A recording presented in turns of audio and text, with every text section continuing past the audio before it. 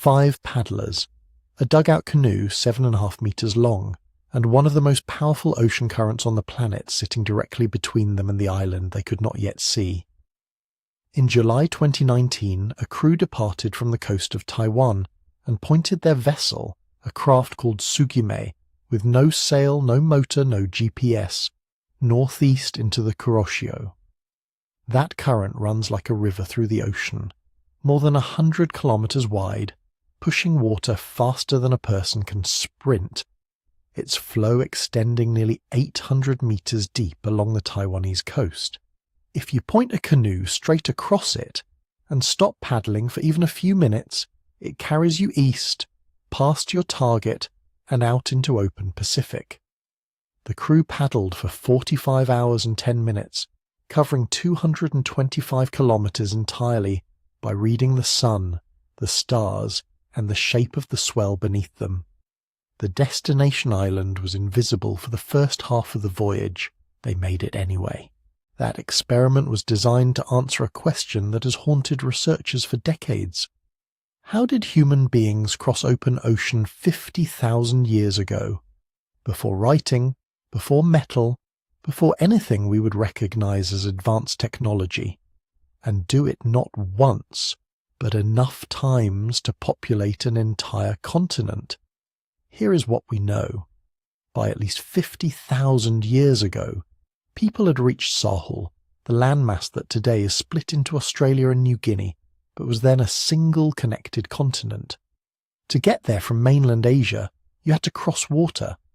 Not a river, not a channel you could almost swim, but a series of open ocean crossings through an archipelago called Wallacea, where the gaps between islands reached 20, 50, sometimes 100 kilometers of open sea.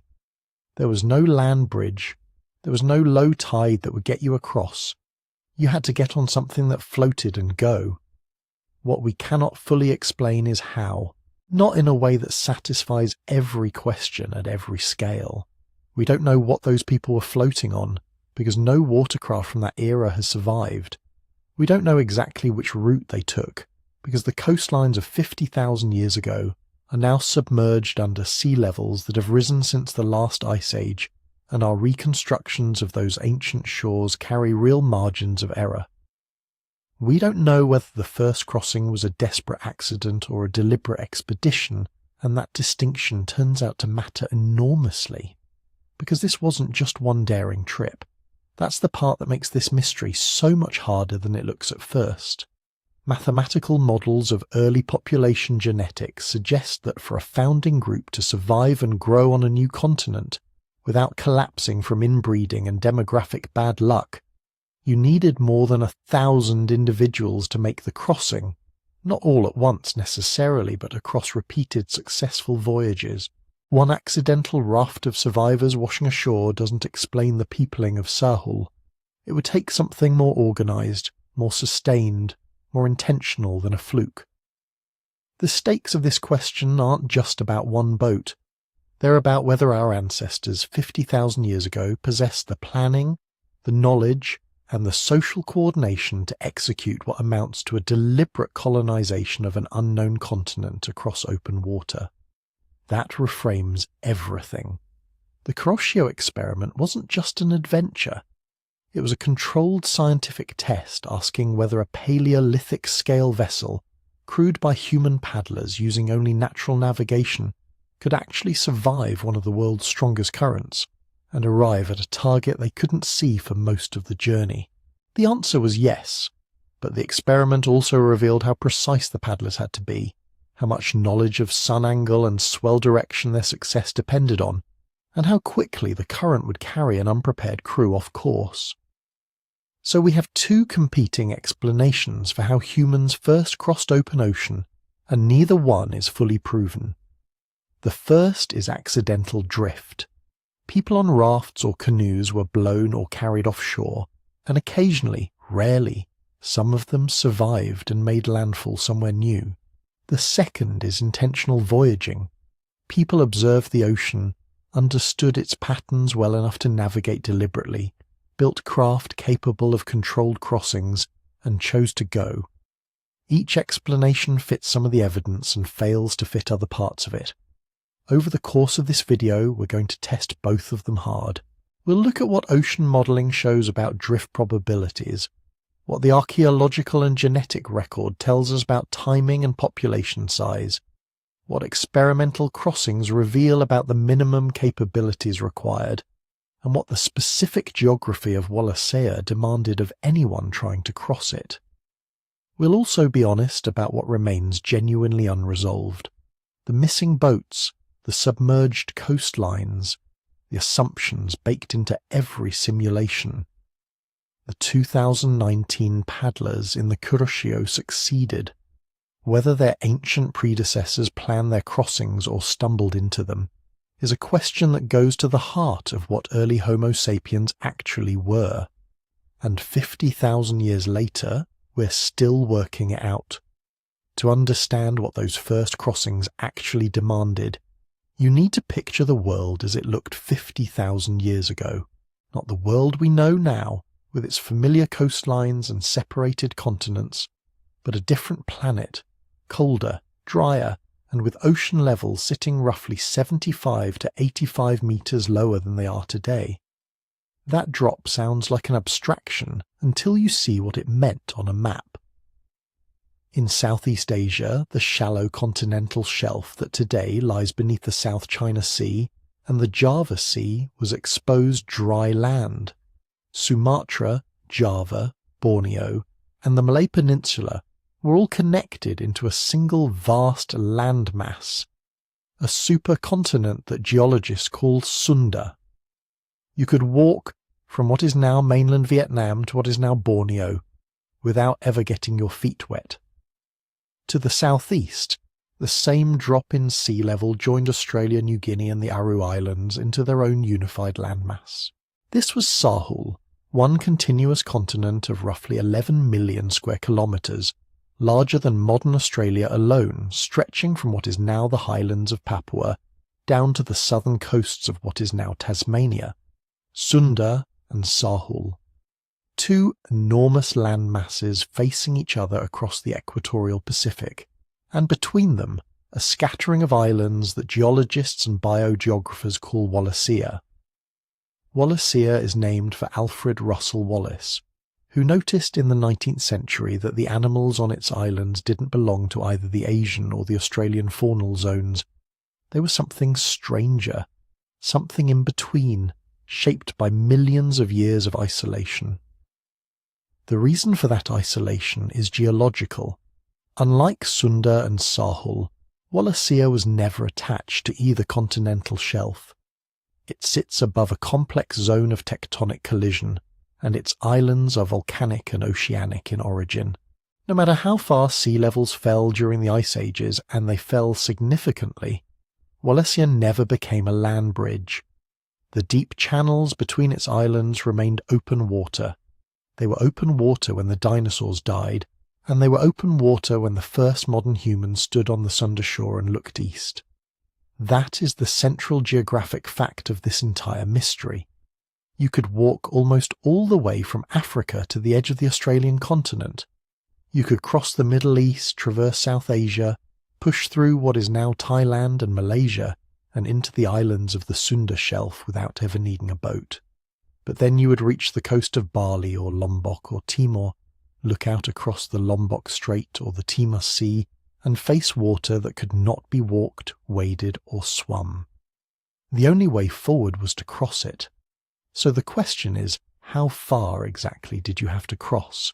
The answer depends on which route you took through Wallacea, and researchers have modelled several of them.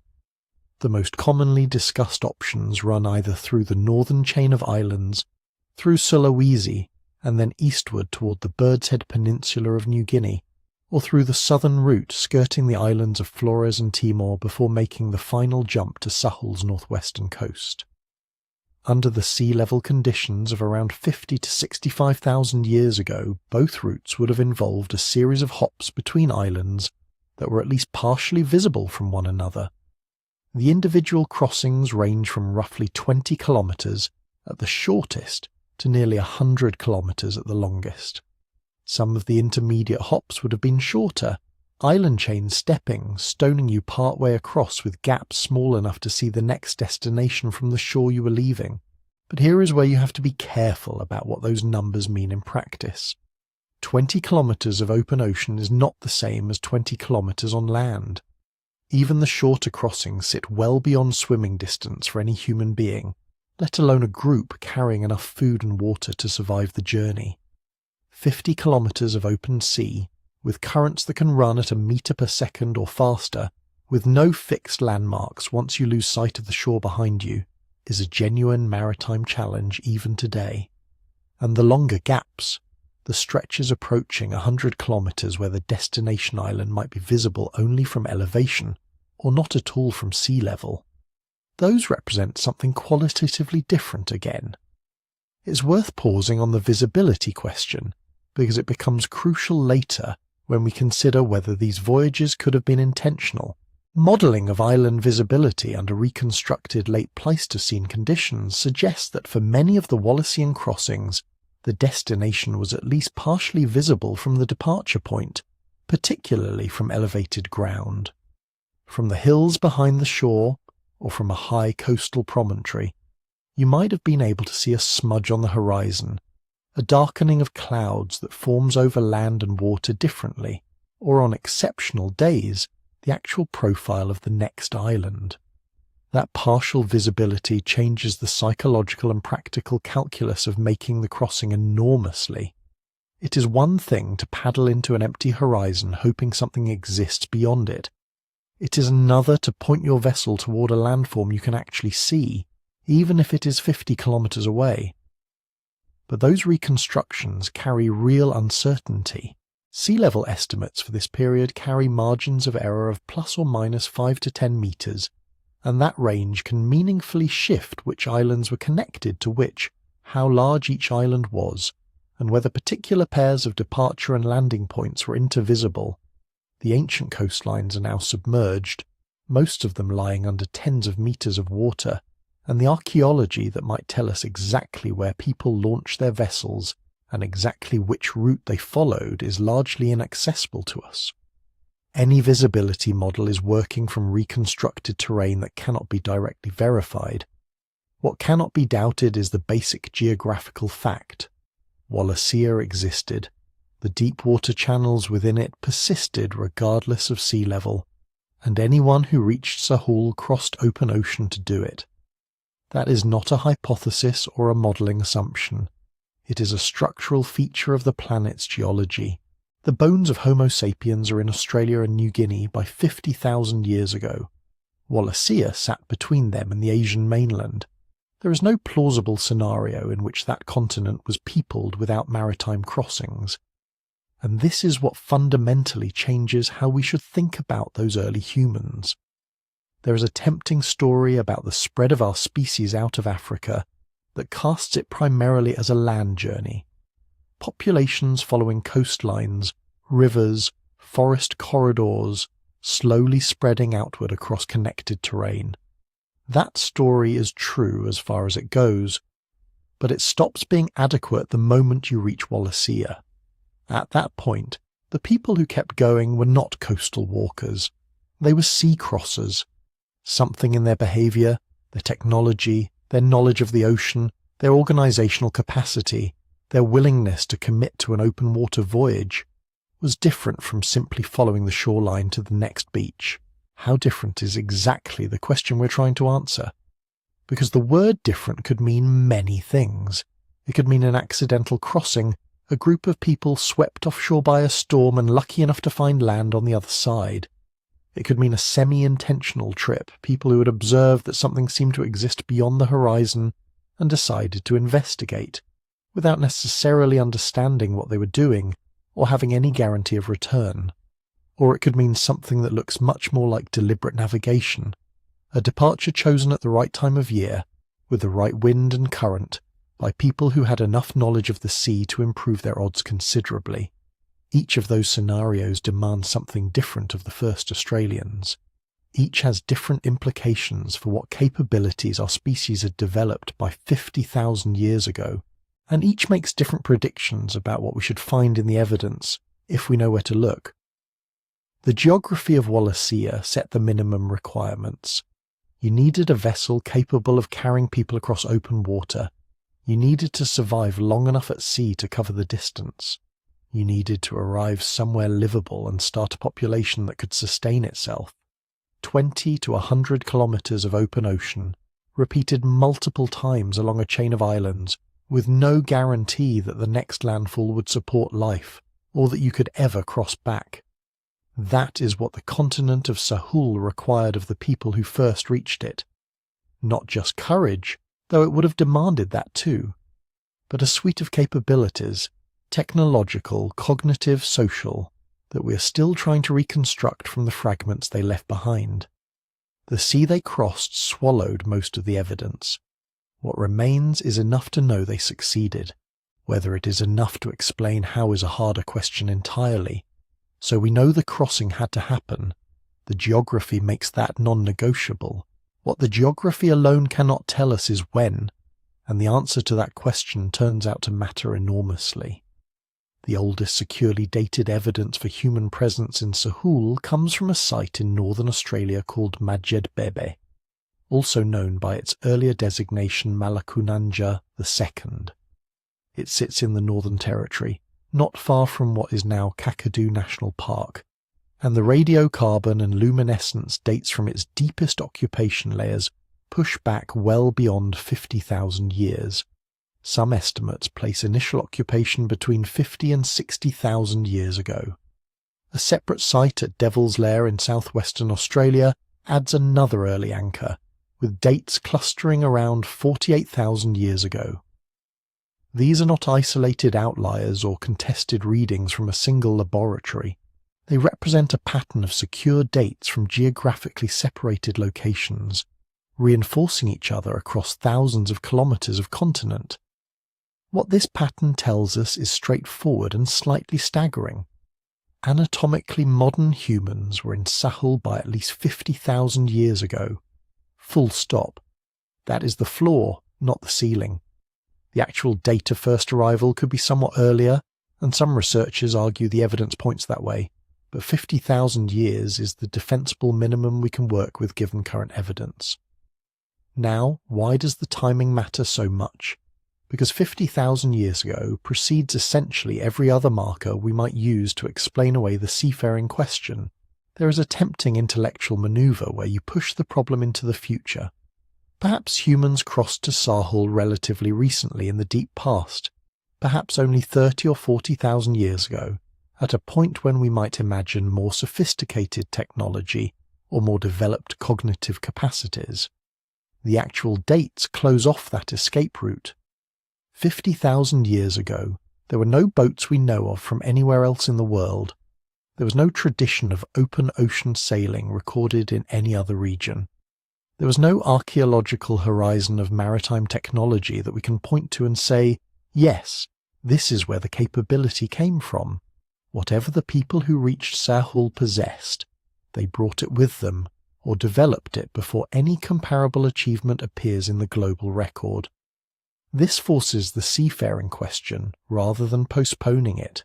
The cognitive and technological capacity for open water crossings was present in our species by 50,000 years ago, because the crossings happened. That is not a theory. It is a fact derived from the presence of humans on a continent that could only be reached by water. The debate is not whether early Homo sapiens could do this. They did. But how and what it implies about the full range of capabilities they had developed. There is also a crucial distinction worth drawing here between two separate events that are easy to conflate. The first is landfall, the initial crossing, or series of crossings, that got the first humans through Wallacea and onto the Sahul continent. The second is expansion.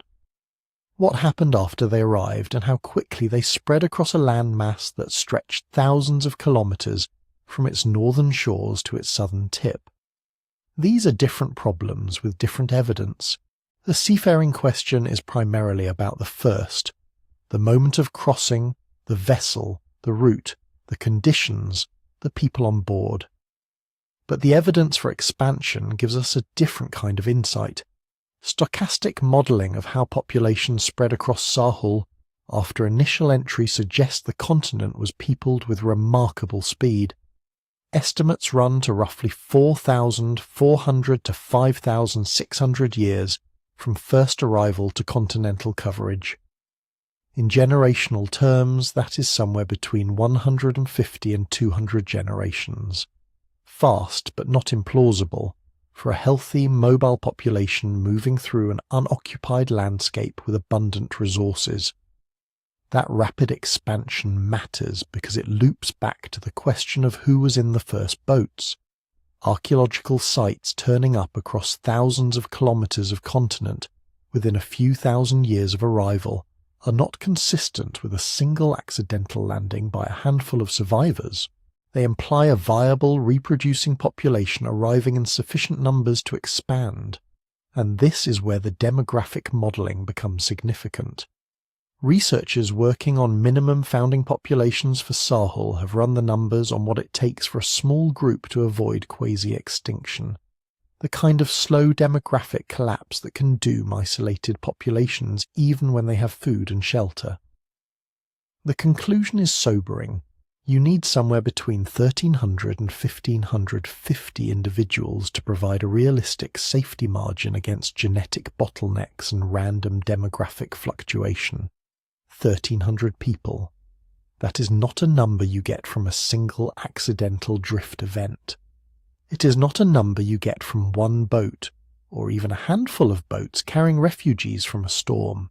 It implies repeated, coordinated crossings, with enough people making the passage over time, perhaps across multiple generations, to build a genuinely sustainable founding population on the other side. Now, those demographic models carry their own uncertainties.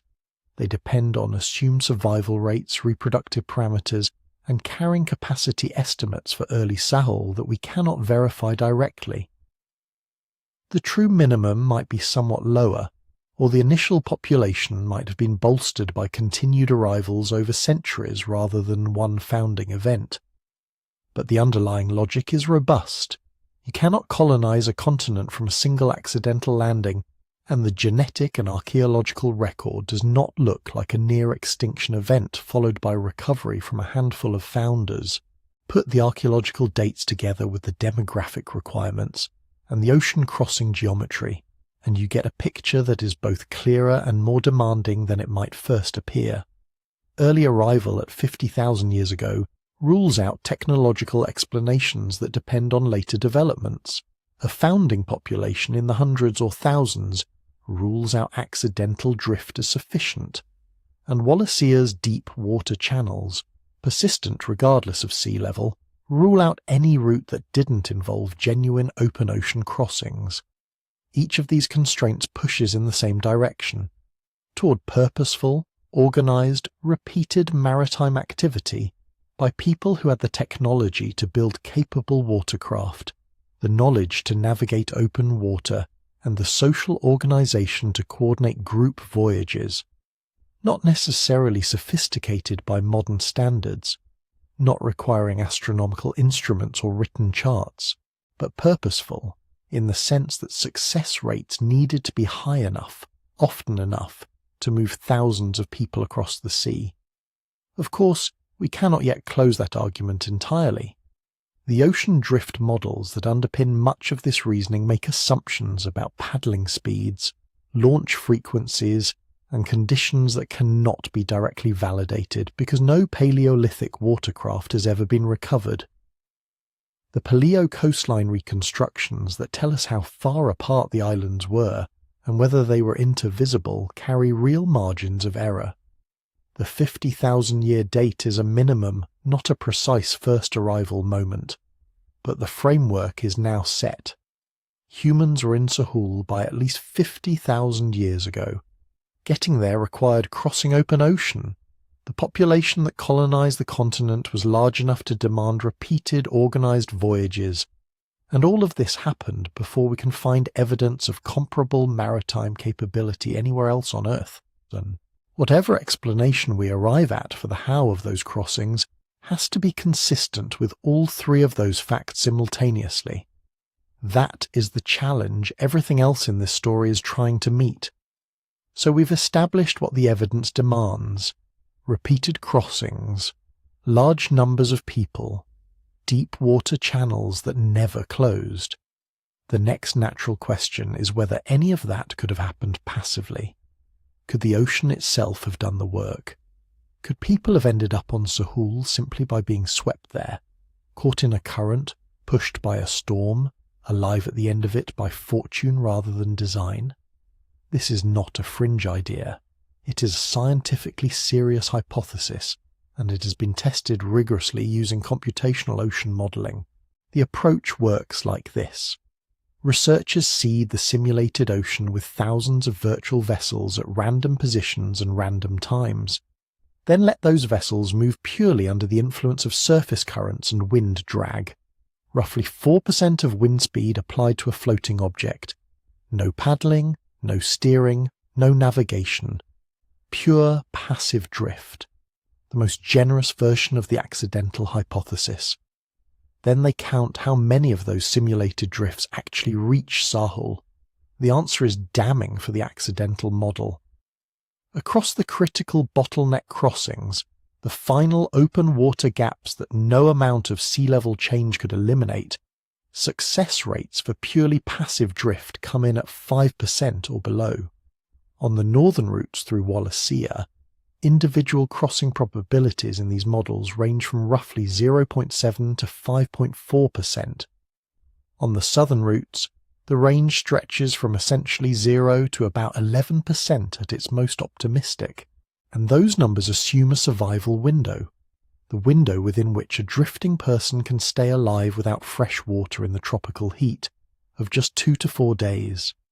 Extend the drift beyond 4 days, and dehydration alone becomes fatal before the ocean delivers you anywhere useful.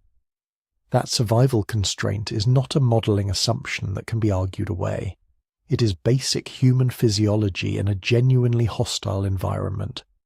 Open water, equatorial sun, no shade, no food, no fresh water.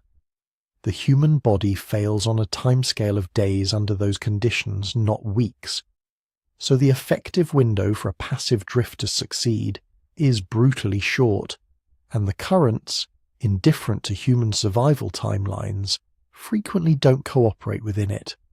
The currents are worth dwelling on, because the picture they paint is almost precisely the opposite of what the accidental hypothesis needs. The Indonesian through-flow, the massive body of water moving from the Pacific into the Indian Ocean through the gaps in the island arc, and currents like the Proto-Kuroshio in the northwest Pacific, don't simply fail to deliver drifting objects towards Sahul, they actively carry things away from it. Current speeds in these systems run between roughly 0.3 and 0.7 meters per second, which sounds modest until you realize that a passive raft is simply a passenger in that flow, moving wherever the water moves. If the water is moving perpendicular to your target, or worse, away from it, being on that water is not a voyage in the direction of Sahul. It is a voyage away from any land at all. Now, some of those drift simulations do produce successful arrivals. At 5%, or even at the optimistic southern route ceiling of around 11%, you're not at zero. Given enough departures, enough logs, rafts, or floating debris with people clinging to them, the math will eventually produce a landing. Once, perhaps, maybe twice across thousands of years. That is theoretically possible. But here is the critical distinction the drift-only model cannot bridge. A rare accidental landing and a viable colonization process are not the same thing. They are not even close to the same thing. A single, lucky arrival, one small group, exhausted, dehydrated, possibly injured, almost certainly fewer than a dozen people, does not found a continent. It is, in demographic terms, essentially nothing. Small isolated groups face what population geneticists call quasi-extinction risk. Even with food, even with shelter, even with no predators and abundant resources, random fluctuations in birth rates, death rates, and reproductive success can simply erase a tiny founding group within a few generations. The mathematics of small population dynamics are unforgiving. You can have every other condition satisfied and still go extinct because randomness, at small numbers, behaves brutally. The founding population modelling for Sahul tells us this in concrete terms. Somewhere around 1,300 individuals is the floor for a group that has a realistic chance of persisting and expanding rather than quietly dying out. 1,300 people, not 13, not 130. 1,300. An estimate that carries its own uncertainties? Yes, and depends on assumptions about reproductive parameters and carrying capacity that we cannot perfectly verify, but a number that is robust in its basic implication. You cannot get there from a single drift event. You cannot get there from a handful of drift events spread across a generation. You get there from repeated successful crossings over time, contributing people to a growing population on the other side. And this is why the debate is not really about whether one person ever got swept accidentally to Sahul. It almost doesn't matter if they did.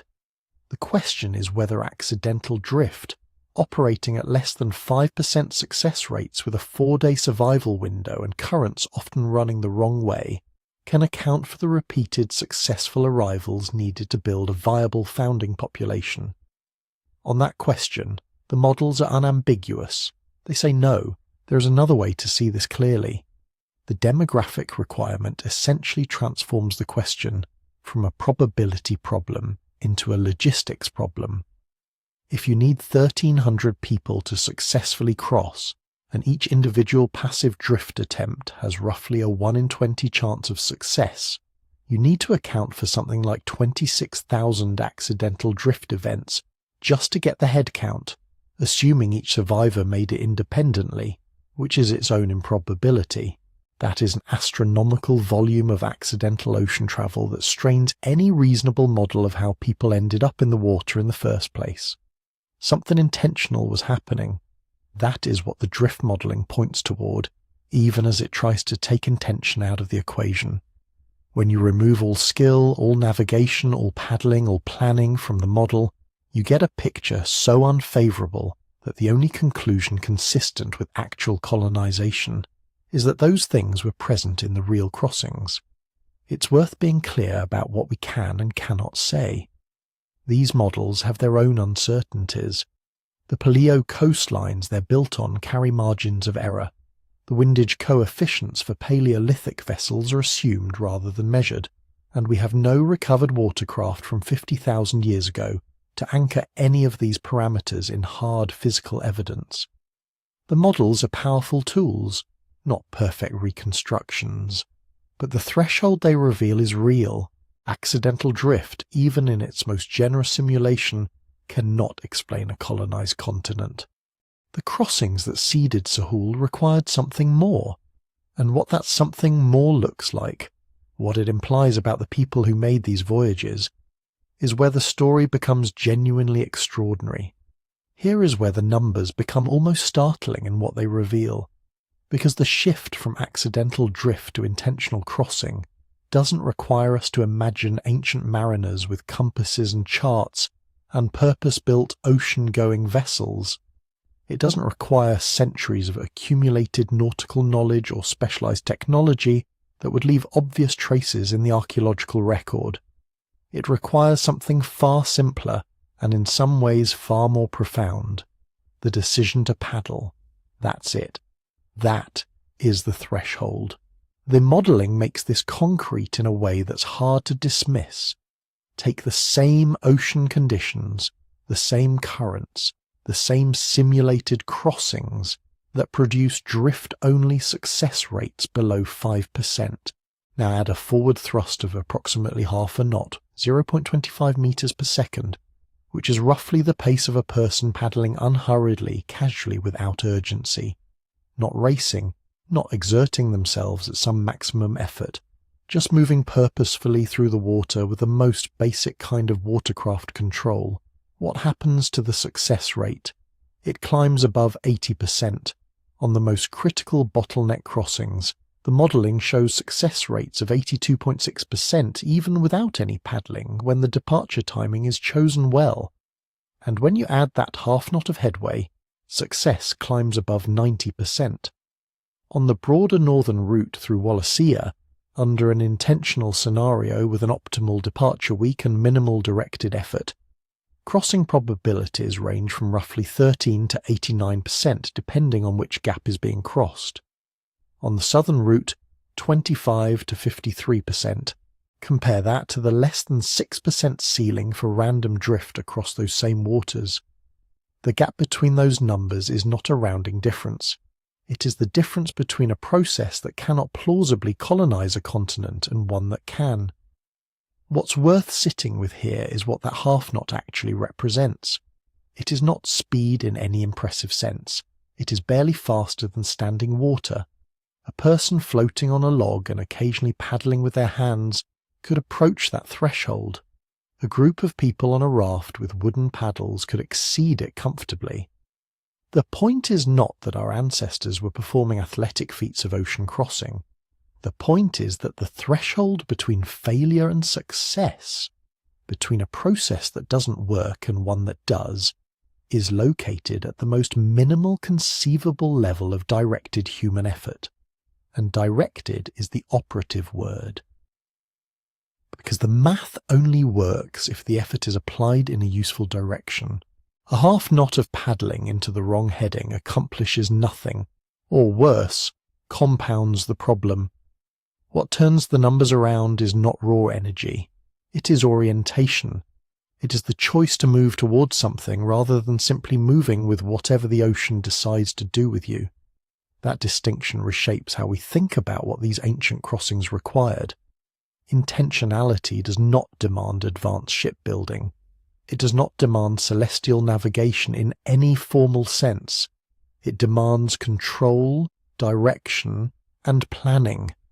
Three things that are fully available to anatomically modern humans operating with the cognitive resources they demonstrably had by 50,000 years ago. The same minds that were creating symbolic art, managing complex social networks, and adapting to radically different environments across the globe were perfectly capable of noticing that land appears to the east at dawn, of choosing a departure time when winds run in a useful direction, and of paddling consistently toward a visible or expected target. The experimental evidence from the 2019 Kuroshio crossing reinforces exactly this picture. The paddlers in that 225-kilometre open ocean voyage in a 7.5-metre dugout canoe crossed one of the most powerful ocean currents on Earth in 45 hours, and by their own account, the current did much of the work. Only a little steering was needed. Not mastery of the Kuroshio, not domination of it, steering. Small adjustments of heading that exploited the current's energy while keeping the vessel oriented toward the destination. The ocean becomes a resource rather than an obstacle the moment you have even minimal control over your direction of travel. This is the key insight that the intentional voyage framework introduces. Currents and winds are not simply hazards to be overcome, or forces that doom passive travellers. They are structures with patterns that can be read, anticipated, and used. A strong current running laterally to your target is not necessarily a catastrophe if you understand that angling slightly into it rather than fighting it head-on will carry you across its width while maintaining forward progress. Numerical simulations of the Paleo-Kuroshio under late Pleistocene conditions show exactly this dynamic. Paddlers heading at roughly 75 to 120 degrees northeast, a heading that cuts across rather than directly into the current, maintain high success rates even against a stronger, eastward shifted version of the current that existed during MYS3. Choosing a heading is not advanced navigation. It is basic spatial reasoning applied to a moving environment.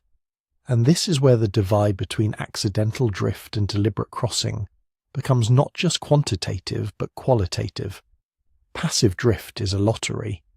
You're a particle in the ocean system, moved by forces completely indifferent to where you want to be, and the lottery odds are terrible. Intentional crossing is a strategy, imperfect, uncertain, requiring courage and physical endurance and some level of environmental knowledge, but a strategy that transforms the probability landscape almost beyond recognition. It's important not to overstate what we can claim here. The models still carry real uncertainties. The assumed paddling speed of half a knot is a parameter, not a measured value from a reconstructed Paleolithic vessel. We don't know exactly how much wind drag affected their watercraft, because we don't have their watercraft. The Palea coastlines that define the crossing distances and island visibility windows are reconstructions with their own margins of error. These aren't trivial caveats.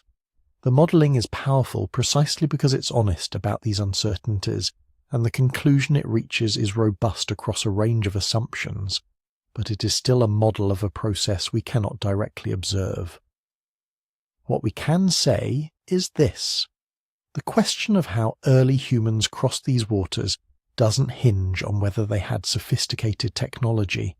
It hinges on whether they had intent, whether someone chose a heading and held it, whether a group chose to cross rather than drift, whether a departure was timed to favourable conditions rather than left to chance. These are cognitive and behavioural thresholds, not material ones. They leave no direct trace in the archaeological record, which is part of why this question has remained unresolved for so long. But the ocean modelling has quietly located the threshold for us. It sits at half a knot and a chosen direction. On one side of that threshold you have a process that cannot explain a colonised continent. On the other side, you have one that can. The people who reached Sahul 50,000 years ago were on the right side of it. How they got there, what knowledge they carried, what craft they used, what route they chose across the island maze of Wallacea, is what the evidence is still working to tell us. But here is where the story takes another turn. Because even if we accept that these crossings were intentional, even if we grant that the threshold of half a knot and a chosen heading was crossed repeatedly by people who knew what they were doing, a second and deeper problem immediately presents itself. Intent explains how individuals might survive a crossing. It doesn't explain how a continent gets populated. For Sahul to have been colonised, not visited, not glimpsed from a shoreline and abandoned, but permanently settled by a founding population that persisted, spread, and eventually gave rise to tens of thousands of years of continuous human presence.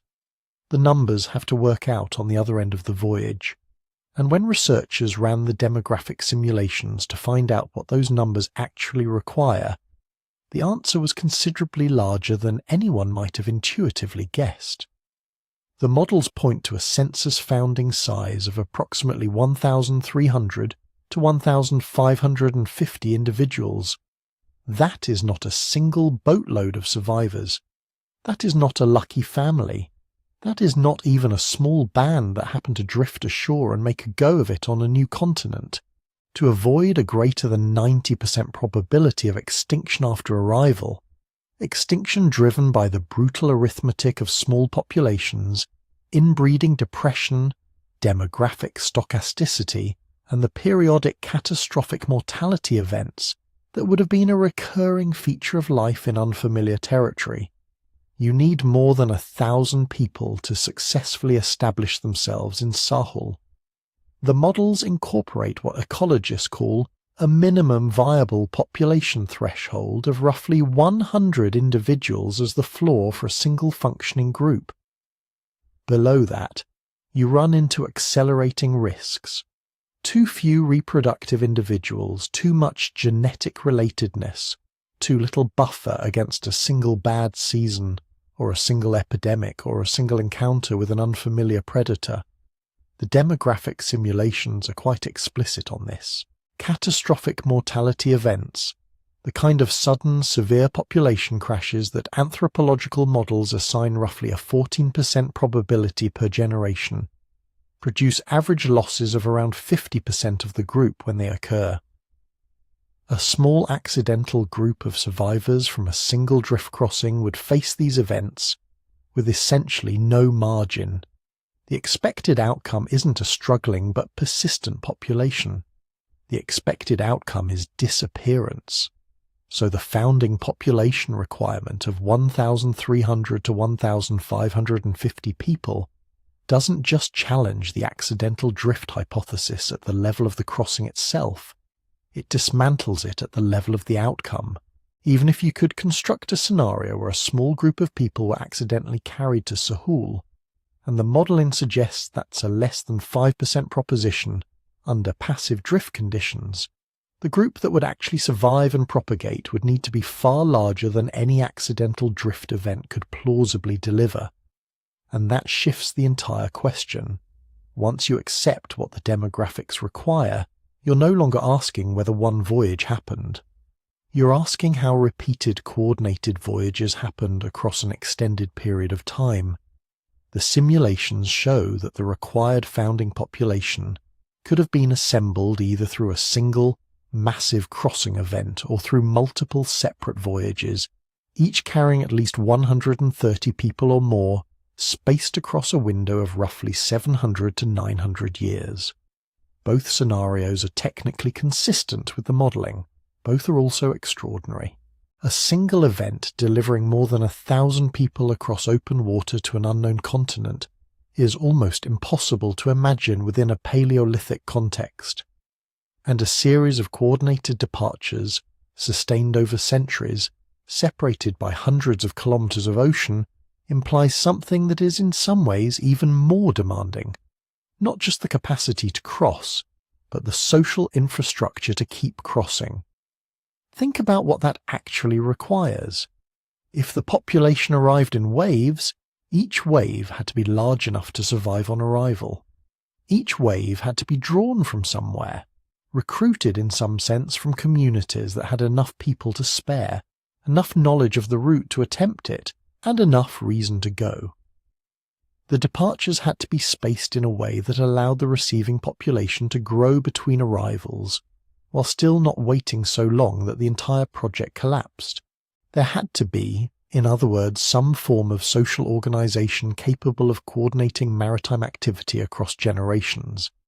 That's not a casual inference.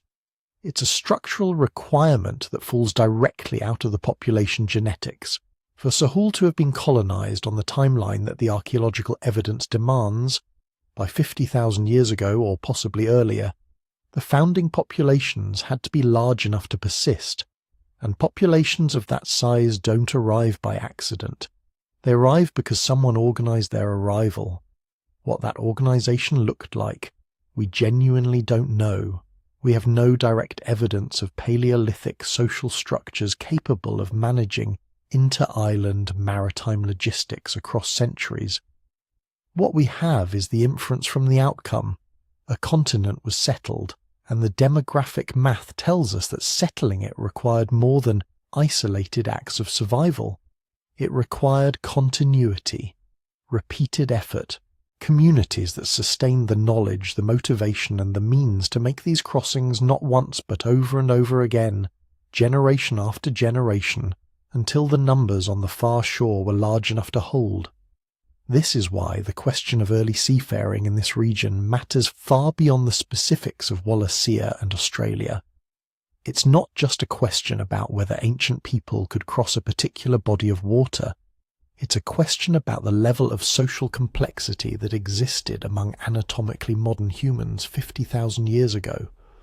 The capacity to mount repeated organised voyages over centuries implies planning horizons that extend beyond individual lifetimes. It implies the transmission of navigational knowledge across generations. It implies community-level decision-making about resource allocation, risk, and collective futures. None of that is archaeologically visible in the conventional sense.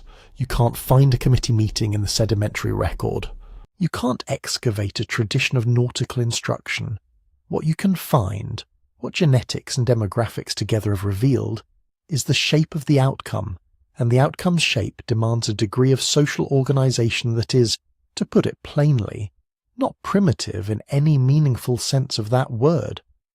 So the next time you encounter the suggestion that the first Australian simply drifted there, that accident and luck a sufficient explanation, remember the number 1,300.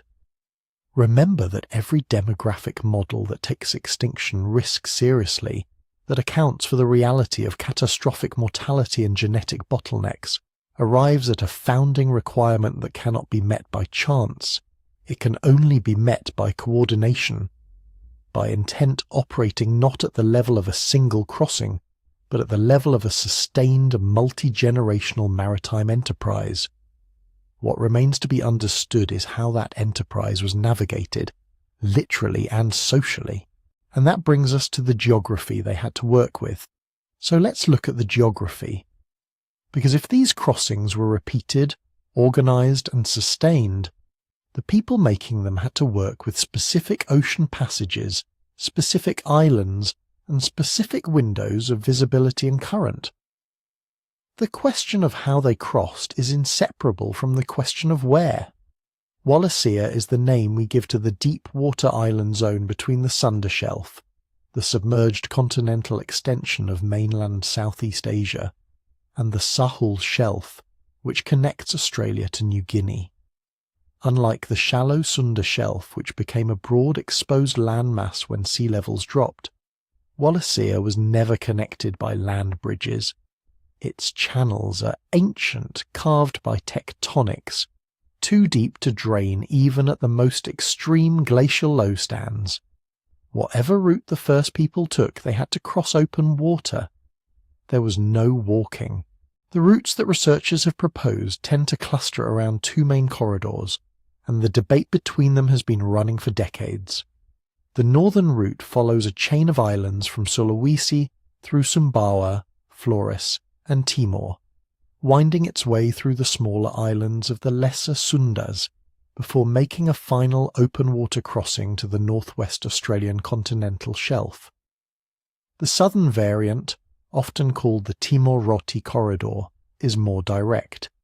It uses the islands of Timor and Roti as its final departure platform, with the crossing aimed at what is now the Sahul Banks.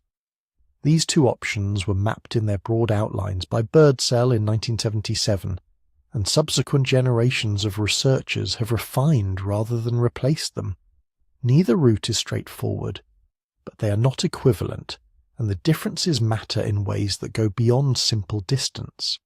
The key variable that changes everything is sea level. Between roughly 70,000 and 50,000 years ago, during the period when genetic and archaeological evidence places the founding of Sahul, sea levels were running somewhere between 50 and 70 meters below their modern position. That's not a rounding error. That's a genuine transformation of the landscape, and it changed what Wallacea looked like in ways that dramatically affect which route makes more sense. When you model the paleogeography of the northern corridor at a sea level drop of around 45 meters, something striking happens. More than 100 additional islands, each larger than 5 square kilometers, emerge from the water between Sulawesi and Flores. The stepping stones multiply, individual crossing gaps shrink. A chain that looks scattered and daunting at modern sea levels begins to look, in some places, almost connectable by sight. The northern route becomes shorter in aggregate and potentially more visible at each individual step. The Timor-Roti corridor responds very differently to sea level change. It gains some benefit. Exposed banks northwest of Australia reduce the final crossing gap. But the structure of that southern route is less sensitive to low-stand topography. Its advantage lies elsewhere.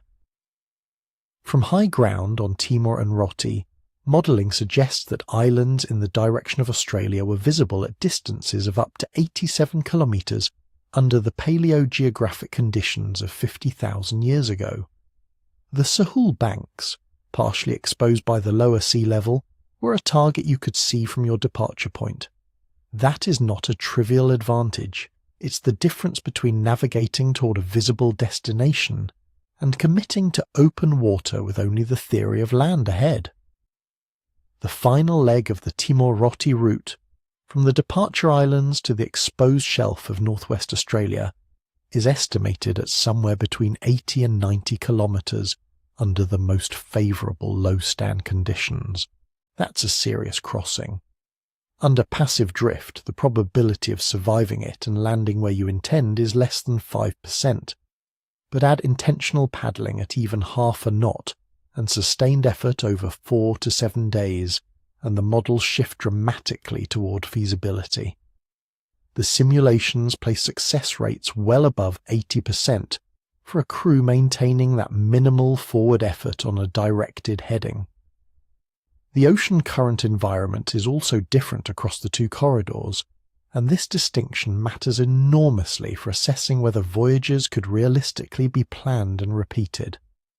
The Timor-Rotti corridor, approached during the summer monsoon window, benefits from a relative reduction in eastward flowing surface currents. The Indonesian through flow, the large-scale oceanic movement from the Pacific into the Indian Ocean, is present throughout Wallacea, but its effects on the southern corridor can be partially mitigated by monsoon-driven seasonal winds that help push craft in the right direction. The northern corridor, by contrast, requires navigating around or through a more complex pattern of through-flow branches, with stronger lateral currents that would make consistent directional travel harder to achieve and harder to repeat reliably. This is why paleogeographic and ocean current modelling consistently identifies the Timor-Rotti corridor as the most feasible departure-arrival pair for purposeful crossings. It is not the most visually dramatic route, and it is not the one with the most stepping stones. But it combines visible targets, manageable current exposure during the right seasonal window, and a final crossing length that sits within the demonstrator capability of Paleolithic scale watercraft. The northern route remains viable, and given the genetic evidence for multiple entry points into Sahul, it may well have been used, but the southern corridor appears to have been the best supported path for repeated intentional voyaging. What makes these modelled routes significant isn't just their technical feasibility, it's what their structure implies about the people using them. A route that requires paddling for 4 to 7 days toward a target you can see from your departure point is a route that can be taught. It can be described in terms of landmarks, currents, and celestial cues. It can be passed down. Someone who has made the crossing once can teach someone else where to aim, when to go, and what to expect when the islands behind them disappear and there is nothing ahead but water. That is how navigational knowledge survives, not written down, not mapped, but embedded in practice and transmitted through repetition. The route modelling, in other words, connects directly to the repeatability problem. The demographic simulations tell us the crossing had to happen many times, over centuries. The paleogeographic modelling tells us that a specific corridor existed that makes repeated crossings physically plausible. And the two conclusions reinforce each other in a way that points towards something like a tradition, a sustained maritime practice built around a known route, carried in memory and demonstrated in action generation after generation. There are real uncertainties here that deserve to be named. Sea level reconstructions for this period carry margins of error of roughly 10 metres in either direction, which changes island visibility estimates and crossing distances in ways that can shift a route from plausible to borderline. The voyage simulations assume relatively constant paddling speeds and don't fully account for the variability of real-world conditions, bad weather, unexpected currents, equipment failure, illness among the crew. The models show what was possible under favourable assumptions. They don't show what happened on the voyages that failed, but even allowing for those uncertainties, the overall picture holds. Wallacea wasn't an undifferentiated barrier. It had structure. It had corridors with better sight lines, more favourable current windows, and more manageable crossing gaps. The people who settled Sahul appear to have found at least one of those corridors and used it. The question is what tools they were using to navigate it, and whether they could actually see where they were going. The question of visibility is more consequential than it might first appear. Knowing that a route is theoretically navigable is not the same as knowing whether the people who used it could actually see their destination. And when you start looking at what the visibility modelling tells us, the picture becomes genuinely surprising, because in many cases they could. Researchers have reconstructed the paleogeography of Wallacea using GIS-based viewshed analysis, modelling line-of-sight connections between departure and arrival islands at sea levels between 75 and 85 metres below modern, the range that fits the most likely window for Sahul colonisation. The results vary significantly depending on which route you're looking at, and those differences matter enormously for how we interpret the nature of these voyages. On the northern corridor, the visibility picture is remarkably favourable.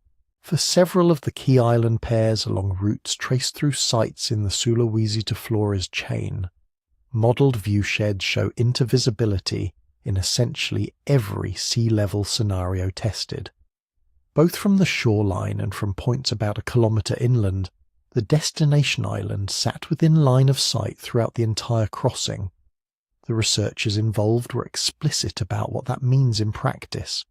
When the target island is visible for the whole journey, navigation is fundamentally simplified. You're not guessing where land is. You're not trusting a celestial estimate or a current pattern or the behaviour of birds. You're steering towards something you can see. That requires no instruments, no charts, no abstract knowledge of geography. It requires eyes, effort, and the willingness to cross the water in front of you. That is a profound difference from any scenario that requires knowledge of land beyond the horizon. The psychological and practical gap between those two situations is not a minor technical detail. It is arguably the difference between a voyage and a crossing, between something requiring bold inference about an unknown world and something requiring only the courage to aim at what you can already see. Visibility of the destination likely lowered the threshold of risk tolerance needed to attempt the journey in the first place. But the picture is not uniformly favourable, and that caveat is important. The southern route, the Timor-Rotti corridor that the current modelling identifies as the most hydrodynamically efficient path to Sahul, tells a more complicated story about visibility. From elevated points up to 10 kilometres inland on Timor and Rotti, the Sahul banks and exposed shelf edge of northwest Australia were visible at low stand sea levels. That's an advantage. Someone who had climbed to high ground could see that land existed in a specific direction, but from the coast itself that same target was not visible. The line of sight was blocked by Earth's curvature and the geometry of the shoreline, which means that for the final crossing on the southern route, a voyager standing at the water's edge was committing to open ocean toward land they could not see from where they stood, even if they knew from a hilltop reconnaissance that it was there. That distinction carries weight. It suggests that for the Timor-Rotti corridor, the voyagers needed to hold in mind a mental model of their destination, a direction, a distance, a confidence that the land seen from higher ground would eventually materialize on the water. That is a different cognitive task than steering toward a visible island. It is not necessarily beyond the capability of people with rich navigational traditions, but it is a more abstract undertaking, and it implies a qualitatively different relationship between the navigator and the sea. There is also the matter of what the models cannot capture. The visibility analysis assumes idealized atmospheric conditions, smooth earth curvature, standard refraction, a clear horizon. Real ocean crossings do not happen in those conditions. Haze, sea spray, low-angle sunlight at dawn or dusk, squalls on the horizon, the shimmer that flattens distant features into the sky. All of these reduce effective visual range below the theoretical maximum. The models give us an upper bound on what was visible, not a realistic average. How often favourable conditions would have aligned with the need or desire to cross is impossible to quantify at 50,000 years distance. The sea level reconstructions themselves also carry uncertainty. Error margins of roughly 5 to 10 meters in either direction are typical for this period, and at the edges of that range some of the intervisible island pairs could shift from connected to disconnected. A few of the modelled line-of-sight links that appear robust at the best estimate sea level become marginal at the pessimistic end. This doesn't collapse the visibility case, but it does mean we should hold the specific intervisibility results with some caution, rather than treating them as confirmed facts about exactly what those travellers could see. There's one additional limitation worth naming. The viewshed modelling calculates whether a static observer at a given point on one island can see another island. It does not model what happens during the crossing, how visibility conditions change as the voyager moves, what course corrections become possible when a partially obscured target suddenly becomes clear in better light, or how the interaction of a visible departure island behind them and a barely visible destination ahead might have shaped their steering decisions. The dynamics of real wayfinding are richer than any static analysis can capture.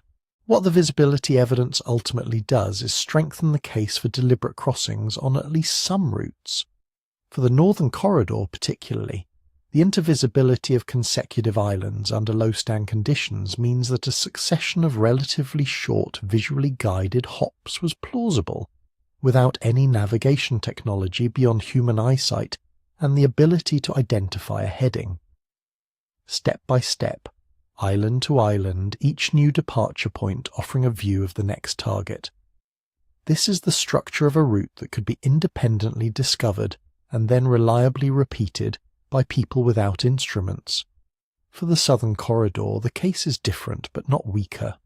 The visibility of Sahul from elevated positions on Timor and Roti suggests that knowledge of the destination's existence could have preceded the crossing itself, that reconnaissance from high ground may have preceded commitment at the water's edge. Whether that is how it actually worked, we can't say.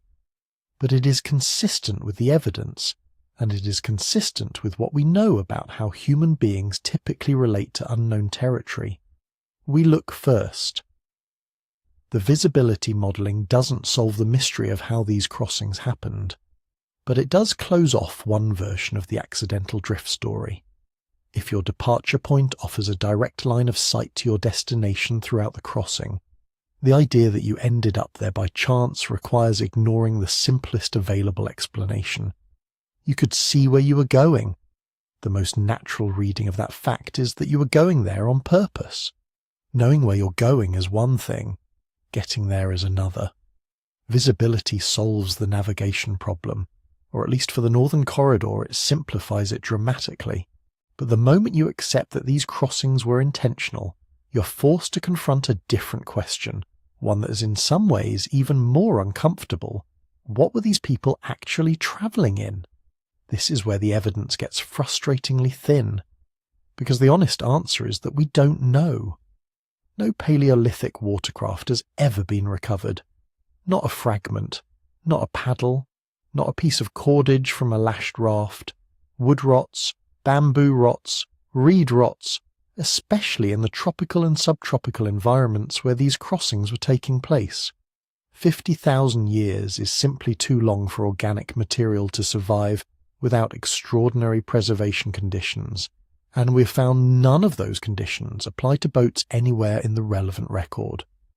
The complete absence of direct physical evidence is not a peripheral detail.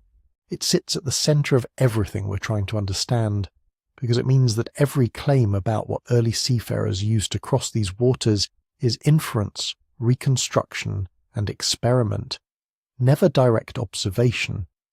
What researchers have done in the absence of preserved craft is test hypotheses experimentally, and the results are illuminating in ways that go well beyond simple demonstrations of feasibility. 3 main vessel types have been proposed for Paleolithic crossings: dugout log canoes, bamboo rafts, and reed bundle rafts. Each has been evaluated against the archaeological record and against experimental performance in open water, and they do not all fare equally well. The dugout canoe hypothesis is supported by an important piece of indirect evidence. Edge-ground stone axes dating to approximately 38,000 years ago have been found at sites in Japan and Australia, and edge grinding is precisely the kind of finishing technique that would be needed to hollow a log efficiently. You don't grind an edge just to cut through undergrowth. That level of tool refinement suggests people were working large timber in ways that required a smooth, controlled cutting edge, exactly what canoe construction demands. This doesn't prove boats were being built, but it is consistent with that interpretation in a way that earlier, more crudely flaked tools are not. The experimental work on dugout performance provides the most direct test of the hypothesis. Researchers recently built a 7.55-metre cedar dugout using replicated Upper Paleolithic stone axes and paddled it with a crew of 5. In calm nearshore water, the vessel held a cruising speed of around 1.8 meters per second, roughly 3.9 kilometers per hour, and the crew was able to maintain directional control throughout. More significantly, this same craft was used in the Kuroshio crossing experiment, completing a 225-kilometer traverse of one of the world's strongest ocean currents in just over 45 hours. The vessel survived high-flow, open swells, and intermittent water ingress. It was not comfortable, and continuous bailing was required, but it held together and it got through. That result matters enormously. It demonstrates that a simple, non-sailing vessel built with Stone Age tools and piloted by a small crew is capable of enduring sustained open water conditions that would have been encountered on the Wallacea crossings. The craft doesn't need to be elegant. It doesn't need a sail, a keel, a rudder, or any technology beyond what the archaeological record independently confirms was available. It just needs to float, hold a direction, and not disintegrate. And the experimental record shows that a well-built dugout can do all 3. The bamboo raft story is more sobering. 2 bamboo rafts built from locally available species and paddled by professional kayakers reached cruising speeds of only 0.79 to 0.83 meters per second, noticeably slower than the dugout. But speed was not the fatal problem. The issue was controllability and strong current. When the rafts entered the core of the Kuroshio, where flow velocities reached around 1.5 meters per second, the crews lost the ability to steer eastward. The rafts were pushed laterally, cracking under the stress and becoming progressively waterlogged, which reduced buoyancy further and made paddling less effective in a compounding cycle of deterioration. The researchers who conducted these trials concluded directly that bamboo rafts were unsuitable for the kind of ocean crossings under investigation. A vessel that performs adequately in sheltered water but loses control the moment it encounters a serious current is not a plausible colonization tool.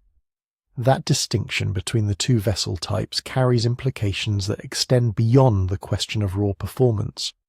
Consider what a successful colonization craft needed to do. It needed to carry enough people and supplies to make meaningful voyages. Food, fresh water, tools, potentially animals or plant material. It needed to be stable enough in rough conditions that a crew could remain functional and keep paddling for extended periods. It needed to survive repeat voyages, because a founding population of over 1,300 individuals does not cross open ocean in a single trip. Each of those requirements bears on vessel design in ways that favour the dugout over the bamboo raft. The dugout's 5-person crew had some cargo capacity alongside the paddlers, but accounts from the experimental crossing make clear it was tight. Water ingress required ongoing attention. The interior was functional, but not generous. This implies that any crossing carrying both paddlers and meaningful supplies, the kind of crossing you need to establish a viable population on the other side, would have demanded either a larger vessel than the one tested, or a series of trips in smaller craft, or both. The demographic modelling suggesting over 1,000 founding individuals means that however they got there, the movement to Sahul was not a single event. It was a sustained program of crossings over some period of time, and that requires a vessel type that could be reliably reproduced, launched repeatedly, and trusted to perform. The bamboo raft, with its structural vulnerability and poor performance in strong currents, fails that test. The dugout, imperfect as it is, passes it, at least in the sense that it's consistent with the capability the crossings demanded. None of this constitutes proof. That word is not available to us here. Experimental archaeology can demonstrate that a thing is possible. It cannot confirm that it is what actually happened. Ancient paddlers would have had none of the navigational charts, safety support, or real-time weather data that modern experimental crews benefit from, even when those crews are trying to approximate Paleolithic conditions. The actual vessels used 50,000 years ago may have been something else entirely. Bark boats, hide-covered frames, or construction methods we haven't thought to test. The absence of the physical record means we are always reasoning around a gap rather than from direct evidence. What the experimental and indirect archaeological evidence does accomplish is narrowing the field of plausible answers. Simple, robust dugout canoes, built from the materials and tools known to have existed, crewed by small coordinated groups capable of sustained open water performance. This is the most defensible candidate we have. Not proven, not final, but consistent with the crossings we know occurred, and consistent with what the ocean models and the demographic evidence together tell us those crossings required. So we've established that the dugout canoe is the most defensible candidate, at least in theory, but theory only takes you so far. At some point you have to put the vessel in the water and find out what actually happens when a small crew in a Stone Age craft meets one of the most powerful bodies of moving water on the planet. That's exactly what a team of researchers did in July 2019. The target was the Kuroshio, the great western boundary current of the North Pacific, flowing northeast along the edge of the Philippine Sea. If you've never encountered it, the scale is difficult to convey. The Kuroshio runs at surface velocities exceeding 1 meter per second, across a corridor roughly 100 kilometers wide, with a thickness of around 800 meters. It is not a river. It is closer to a river system embedded in the ocean, massive and persistent, pushing warm water at speed toward the Northwest Pacific. Mariners have known about it for centuries. It has a name that translates roughly to black current, dark with depth and clarity, visually distinct from the surrounding water, and formidable in a way that commands respect. To cross the Kuroshio from Taiwan to the Ryukyu Islands is to cover approximately 225 kilometers of open water. The researchers built a dugout canoe called Sugime, 7.5 meters long, constructed using Paleolithic-style stone tools, crewed it with 5 experienced paddlers, and departed from Wushibi on Taiwan's eastern coast. Their destination was Yonaguni Island, the westernmost point of Japan's Ryukyu chain. Between those 2 points lay the full width of the Kuroshio. They completed the crossing in 45 hours and 10 minutes. That number is worth sitting with for a moment. 45 hours. A dugout canoe. No motor, no sail, no modern navigation equipment of any kind. The crew oriented themselves using the position of the sun during daylight hours, the stars at night, and the directional information carried by the ocean swell beneath the hull. The same cues that navigators across the ancient world used to move across open water before any instrument existed to help them. When clouds obscured the sky, they read the swell. When the swell was ambiguous, they waited for the sky to clear. They had no compass, no GPS, no watch to track elapsed time. They were, in the most meaningful sense, navigating the way any Paleolithic mariner would have had to navigate, by paying attention to the ocean itself. The crew maintained a cruise speed of around 1.8 meters per second, which translated to covering more than 100 kilometers within the first 2 to 3 days. To put that in context, The hypothesized sea hops required to cross Wallacea and reach Sahul range from roughly 20 to 100 kilometers per leg. The Kuroshio crossing didn't just match those distances, it exceeded the upper end of the range and proved the vessel capable of sustaining that output under genuine open ocean stress. What makes the Kuroshio a meaningful test rather than a favourable showcase is precisely its hostility. This is not calm water. This is not a sheltered strait. The current pushes laterally with enough force to overwhelm a vessel that cannot actively counter it, which is exactly what happened to the bamboo rafts in the parallel experiments described in the previous section. The Kuroshio doesn't just challenge paddling endurance, it challenges the fundamental question of whether the crew can maintain directional control at all. If the current is moving faster than the vessel, and the vessel cannot generate sufficient lateral thrust to offset the push, then the crossing becomes adrift. And as we've already seen, drift alone almost never delivers a crew where it needs to go. The Sugim crew was not drifting. They were paddling, correcting, reading the water and steering, and they made it. That result carries genuine weight. It demonstrates that a simple, unpowered dugout constructed with Stone Age technology and piloted by a small crew can traverse one of the world's strongest ocean currents, cover distances consistent with the ancient migrations we're examining, and do so while navigating entirely by natural means. In terms of sheer capability, the experiment closes a gap that skeptics had reasonably held open. The claim that Paleolithic watercraft simply couldn't handle serious open water conditions. But here is where intellectual honesty requires a firm pause.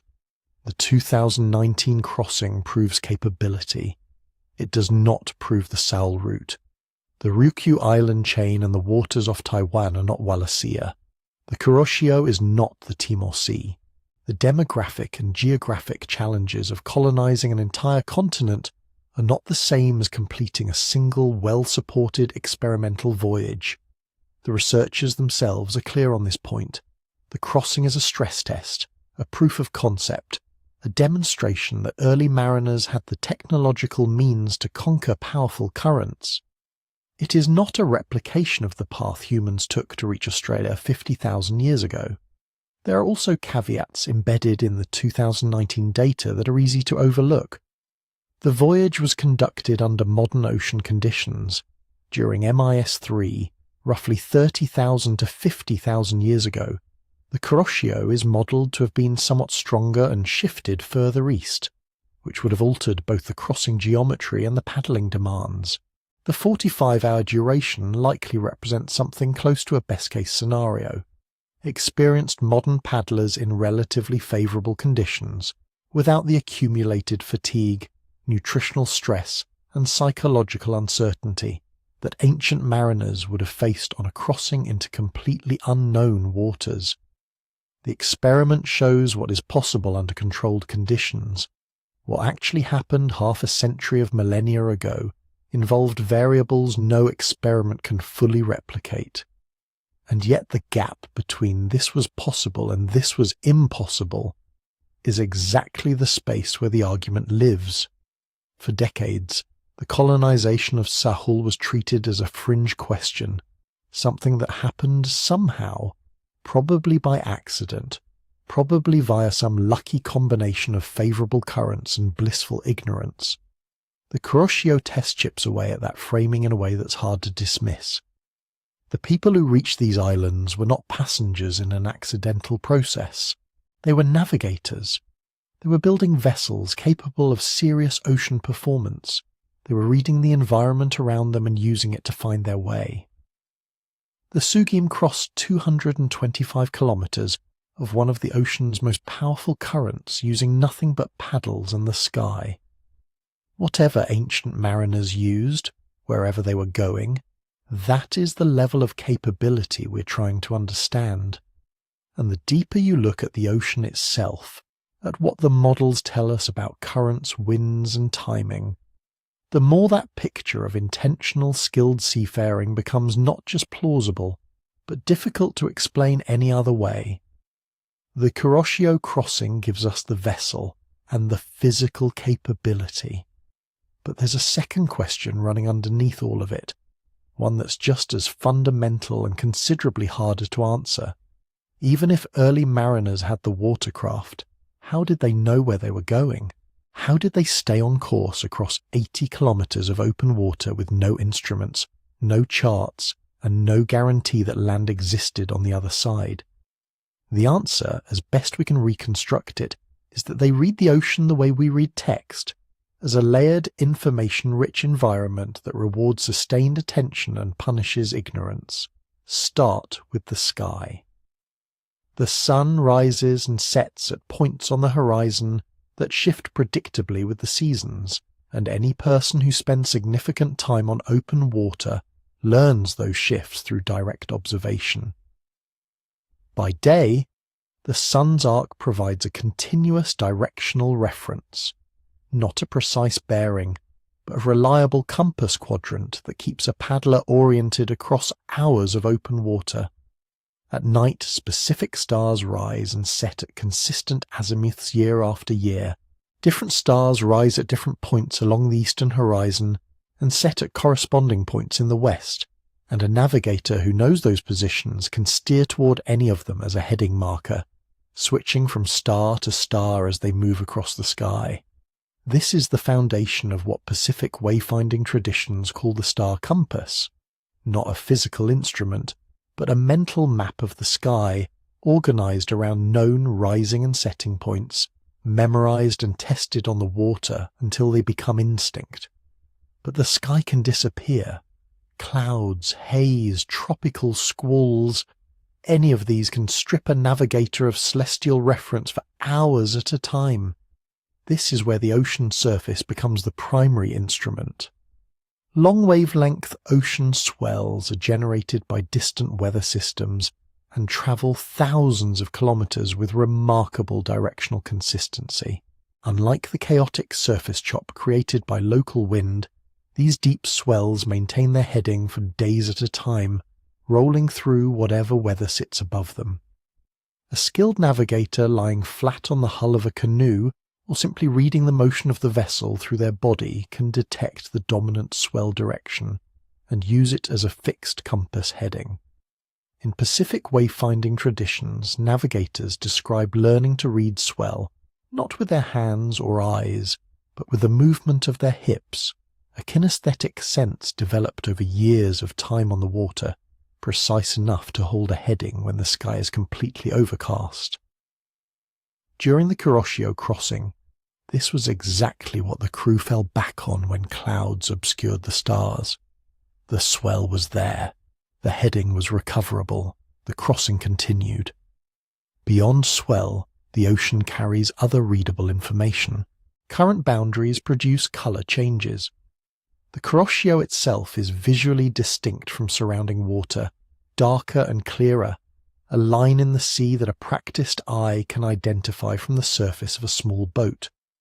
Wind patterns carry seasonal regularity that any people living on island coastlines would have accumulated knowledge about across generations.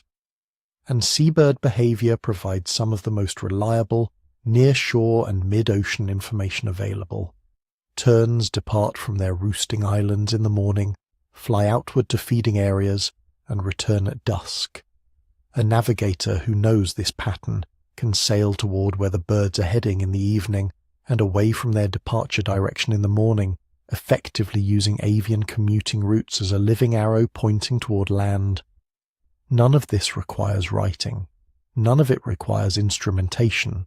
What it requires is something arguably more demanding.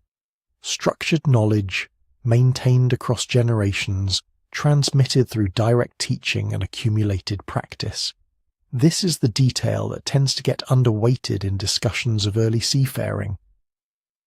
The navigation system is real and demonstrably effective. The Polynesian revival voyages of the 1970s and 1980s, including the Hokulea's transits across the Pacific, proved that a navigator trained in traditional wayfinding can cross thousands of kilometers using only these cues and arrive where intended. But that knowledge did not spring into existence on the day of first departure. It was assembled over time, tested on shorter crossings, refined through failure and success, and passed from master to apprentice through what are essentially oral libraries, songs encoding star positions, ritual recitations of swell sequences, spatial memory systems refined through repetition until they are as automatic as language. The implication for our early mariners is significant. If the people who crossed to Sahul were using systematic natural navigation, and the modelling evidence strongly suggests they were doing something more than drifting, then that navigation competence had to exist as a transmissible cultural technology before the crossings began. You cannot improvise a star compass on a 90-kilometre open water passage with no prior framework. You build that framework across shorter, more forgiving stretches of water, over seasons, possibly over generations, and then you apply it to the longer challenge. The crossings we're trying to understand were almost certainly not the first crossings. They were the most ambitious expression of a maritime tradition that had already been developing for some time. That tradition in turn implies repeated voyages, not a single accidental drift, not one founding event, but a pattern of intentional crossings substantial enough to deliver the founding population that demographic models require. More than 1,300 individuals by some estimates, arriving in sufficient numbers and across sufficient time to establish a viable, persistent population on a new continent. That kind of colonization doesn't happen through luck. It happens through the repeated application of reliable navigational knowledge. Now, the skepticism here is legitimate and worth engaging directly. The Kuroshio experiment demonstrates that non-instrumental navigation works on a specific route under specific conditions. It does not demonstrate that it worked everywhere, every time, or that Paleolithic mariners possessed a Q library equivalent to what Polynesian navigators developed in their specific oceanic environment. The Wallacean crossings involved different wind regimes, different swell patterns, monsoon-driven weather with its own seasonal logic, and lower sea levels that altered island positions and visibility in ways we can only model approximately. The documented success of Pacific wayfinding cannot be directly transferred to Southeast Asian prehistory, as if the ocean were uniform and the cognitive traditions identical. What we can say is more measured but still meaningful. The experiment demonstrates that this class of navigation works, that open ocean crossings of considerable distance can be achieved without instruments using only attentive reading of sky, water, and wildlife. The modelling shows that the Wallacea crossings, when navigated with even minimal directional intent, succeed at dramatically higher rates than passive drift. And the demographic evidence requires multiple, deliberate crossings by substantial groups of people. Taken together, these lines of evidence converge on a picture of mariners who were not navigating blindly. They were reading a language that most of us no longer know exists, written in swells and stars and the flight lines of birds at dusk. We cannot fully reconstruct what they knew, but the ocean they were reading was real, the cues were there, and the evidence increasingly suggests they were paying close attention. So far we've been working with physical intuition, the logic of what skilled paddlers can do, what natural cues they could read, what the Kuroshio crossing demonstrated in practice. But there's another layer of evidence that operates at a different scale entirely, and it comes from the computers rather than the canoes.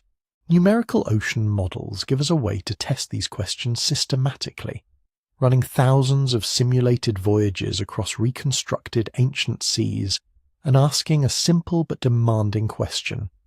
Under realistic conditions, how often does a vessel actually arrive? The results are striking, and they come with a set of important caveats that are worth understanding before we treat the numbers as settled fact. The specific simulations we're talking about here model the Kuroshio as it existed during marine isotope stage 3, roughly 30,000 to 35,000 years ago, when sea levels were lower, coastlines were configured differently, and the global ocean circulation was responding to a climate substantially colder than today.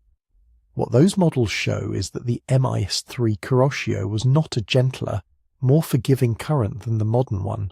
If anything, it was stronger and shifted eastward, with mean surface velocities running at around 0.30 meters per second in the zonal direction and 0.71 meters per second in the meridional direction. That is a formidable current. A wall of moving water that a passive vessel would simply be carried along, northward and away from any intended destination in the Ryukyu chain. But here's what the models also show. When you introduce a dugout canoe paddling at its measured cruise speed, approximately 1.8 meters per second, the actual performance recorded in the 2019 experimental crossing, and you direct that vessel at a heading between 75 degrees and 120 degrees northeast, something remarkable happens. The arrival rate to Yonaguni Island climbs dramatically. At the optimal heading of around 75 degrees northeast, simulated success rates in strong Kuroshio years reach 100%. For headings between 90 and 120 degrees northeast, success rates remain above 90% across conditions. What this means in practical terms is that a paddler who aims at a modest angle into and across the current, not fighting it head-on, not surrendering to it, but angling through it with a specific and learnable heading, consistently arrives where they intended, even in the face of a more powerful ancient current than the one that exists today. The contrast with passive drift is where these numbers become most telling. Across the broader Wallacean crossing network, the chain of island hops required to reach Sahul, drift-only models produce a random arrival probability of less than 5% for any given route, less than 1 in 20. That number is not meaningless. Given enough time and enough people on coastlines near the water, a 5% chance is not zero, but it cannot account for what the genetic and demographic evidence actually shows. A founding population of more than 1,300 individuals establishing themselves on a new continent. You do not build that from lucky accidents. The models make the arithmetic of drift-based colonization essentially impossible, and the arithmetic of intentional navigation essentially straightforward. What makes the modelling result particularly interesting is what it implies about cognition and anticipation. A heading of 75 to 120 degrees northeast is not an obvious choice. It is not the direction of the destination as visible from the departure point. It is a corrective heading, an angle that compensates for a current the paddlers cannot see directly, but whose effects they must have recognized and learned to counteract.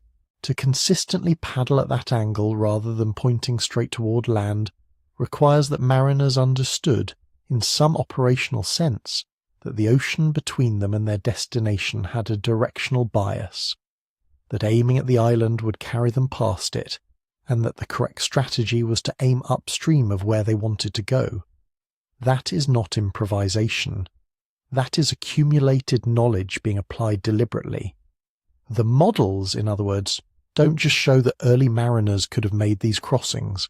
They show that to achieve the success rates the simulations produce, the mariners had to be doing something cognitively sophisticated, recognizing current patterns, correcting for drift, and maintaining a non-intuitive heading across hours of open water. The experiment and the models are pointing at the same conclusion from different directions. Now, all of that comes with conditions attached, and the conditions matter. Ocean models are only as good as their assumptions, and the assumptions embedded in these simulations are worth naming explicitly. The paleo-ocean reconstructions used in MIS-3 simulations are built from proxy data, sediment cores, coral records, ice cores, that carry their own uncertainties. The monthly climatologies used to represent ancient current conditions may underestimate the true variability those paddlers actually encountered, smoothing over the kind of extreme events that would show up as failures in any real crossing attempt. The simulations assume a fixed paddling speed with no fatigue factor. A vessel maintaining 1.8 meters per second across an entire crossing without any degradation in performance, which is optimistic.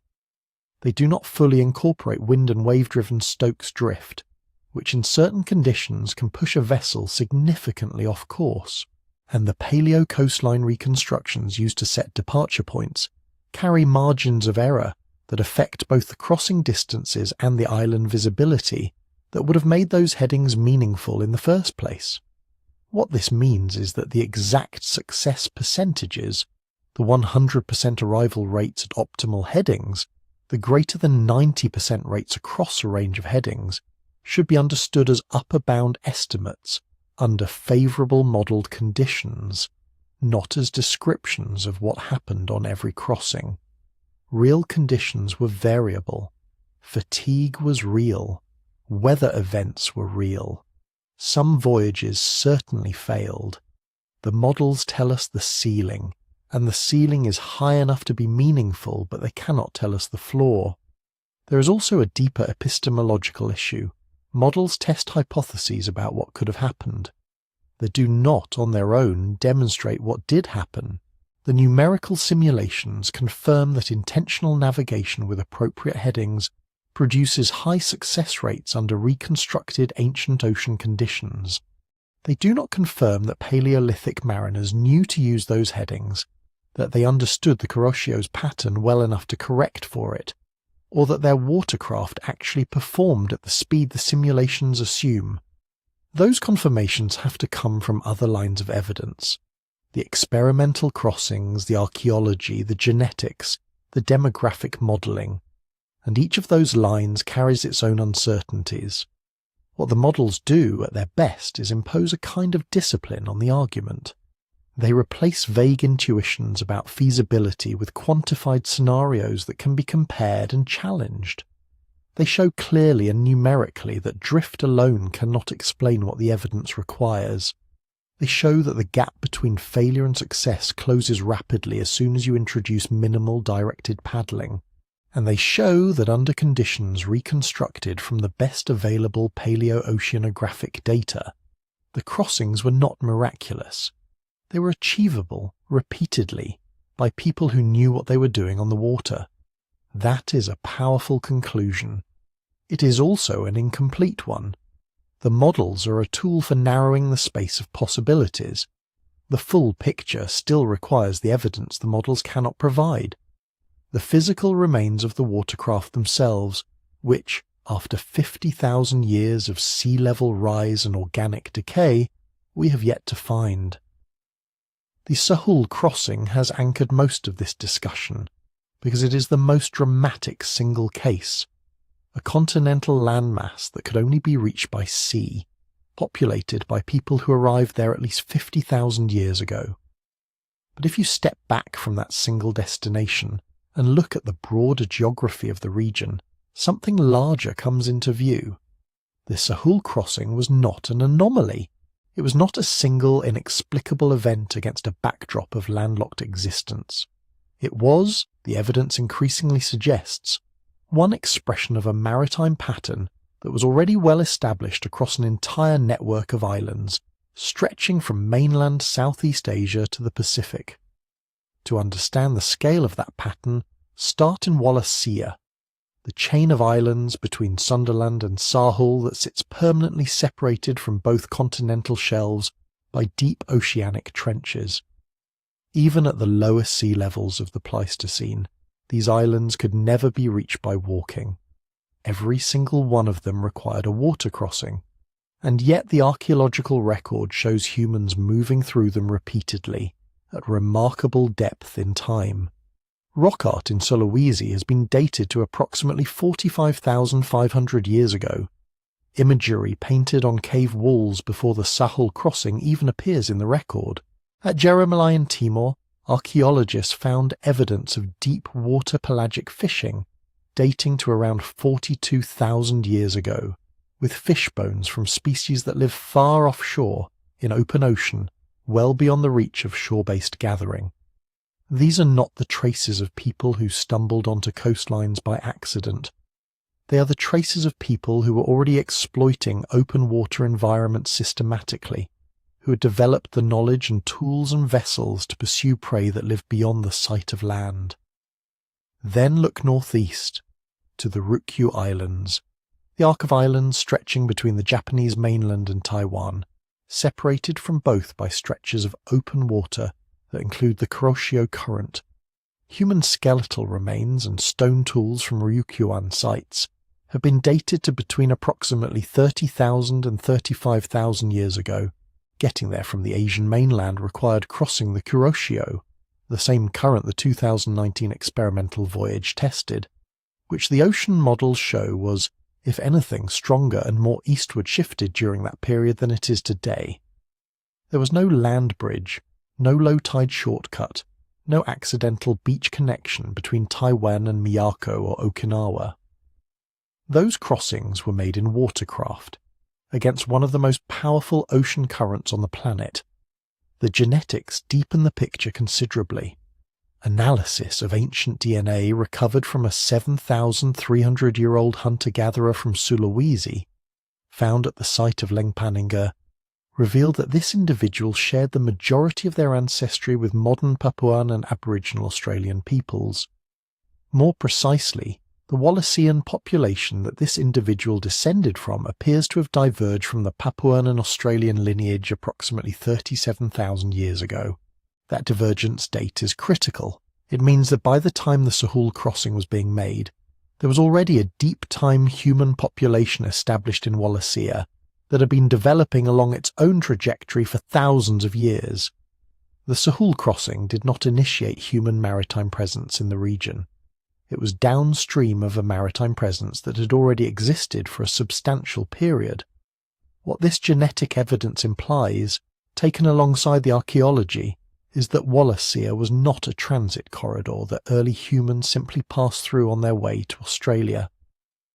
It was a region people lived in, adapted to, and exploited over generations, building up the ecological knowledge, the navigational experience, and presumably the watercraft technology that eventually made longer crossings possible. The obsidian transport networks visible in the island archaeological record, the fish hooks, the pelagic species in the middens, these point to a culture with an ongoing, practical relationship with open water rather than a one-time interaction with it. The island visibility modelling adds another layer to this. Under the sea levels of marine isotope stage 3, roughly 70 to 80 metres lower than today, many of the islands in both Wallacea and the Ryukyu chain would have been intervisible, the elevated peak of one island visible from the shoreline or hillside of the next. Not every hop required sailing blind into the unknown. Some of these crossings would have had a visible target from the moment of departure.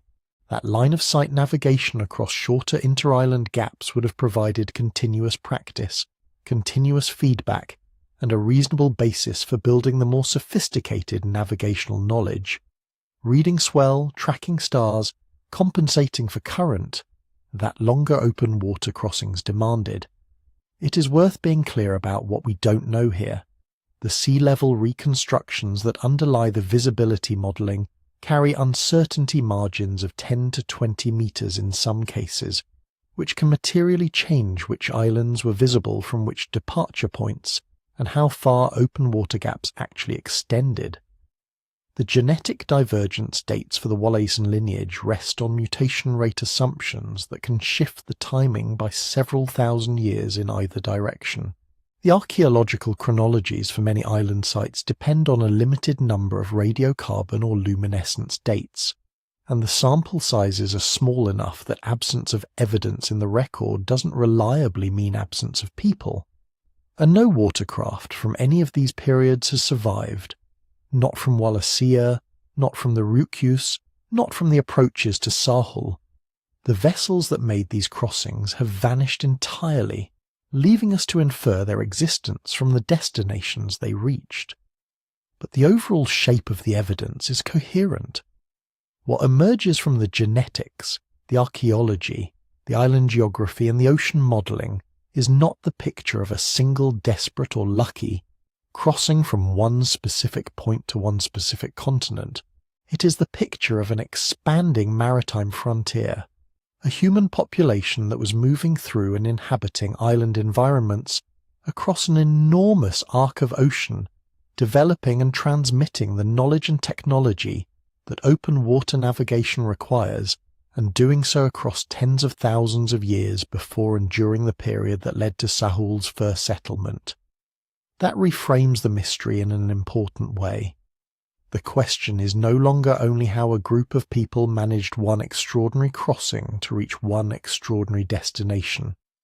The question is how an entire maritime culture formed, spread, and sustained itself across an oceanic network that stretched from Southeast Asia to the edge of the Pacific at a time when everything we think we know about Paleolithic technology and cognition is still being revised.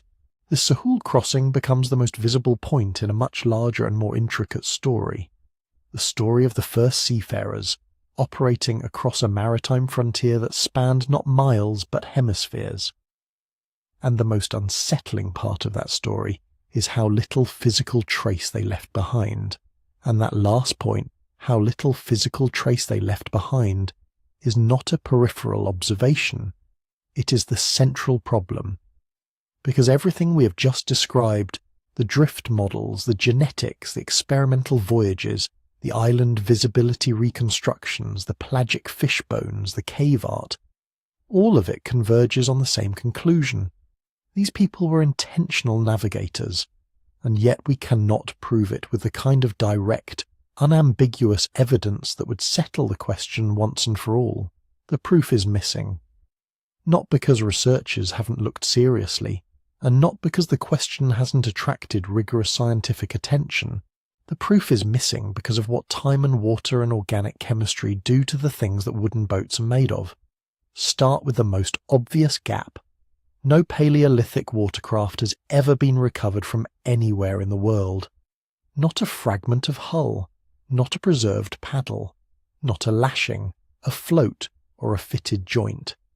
The vessels that carried people across the Kuroshio, through Wallacea, and onto the shores of Sahul were almost certainly made from wood, bamboo, bark, or some combination of organic materials, and organic materials, in most depositional environments, simply do not survive 50,000 years. Wood rots, bamboo disintegrates, bark falls apart within decades without exceptional preservation conditions.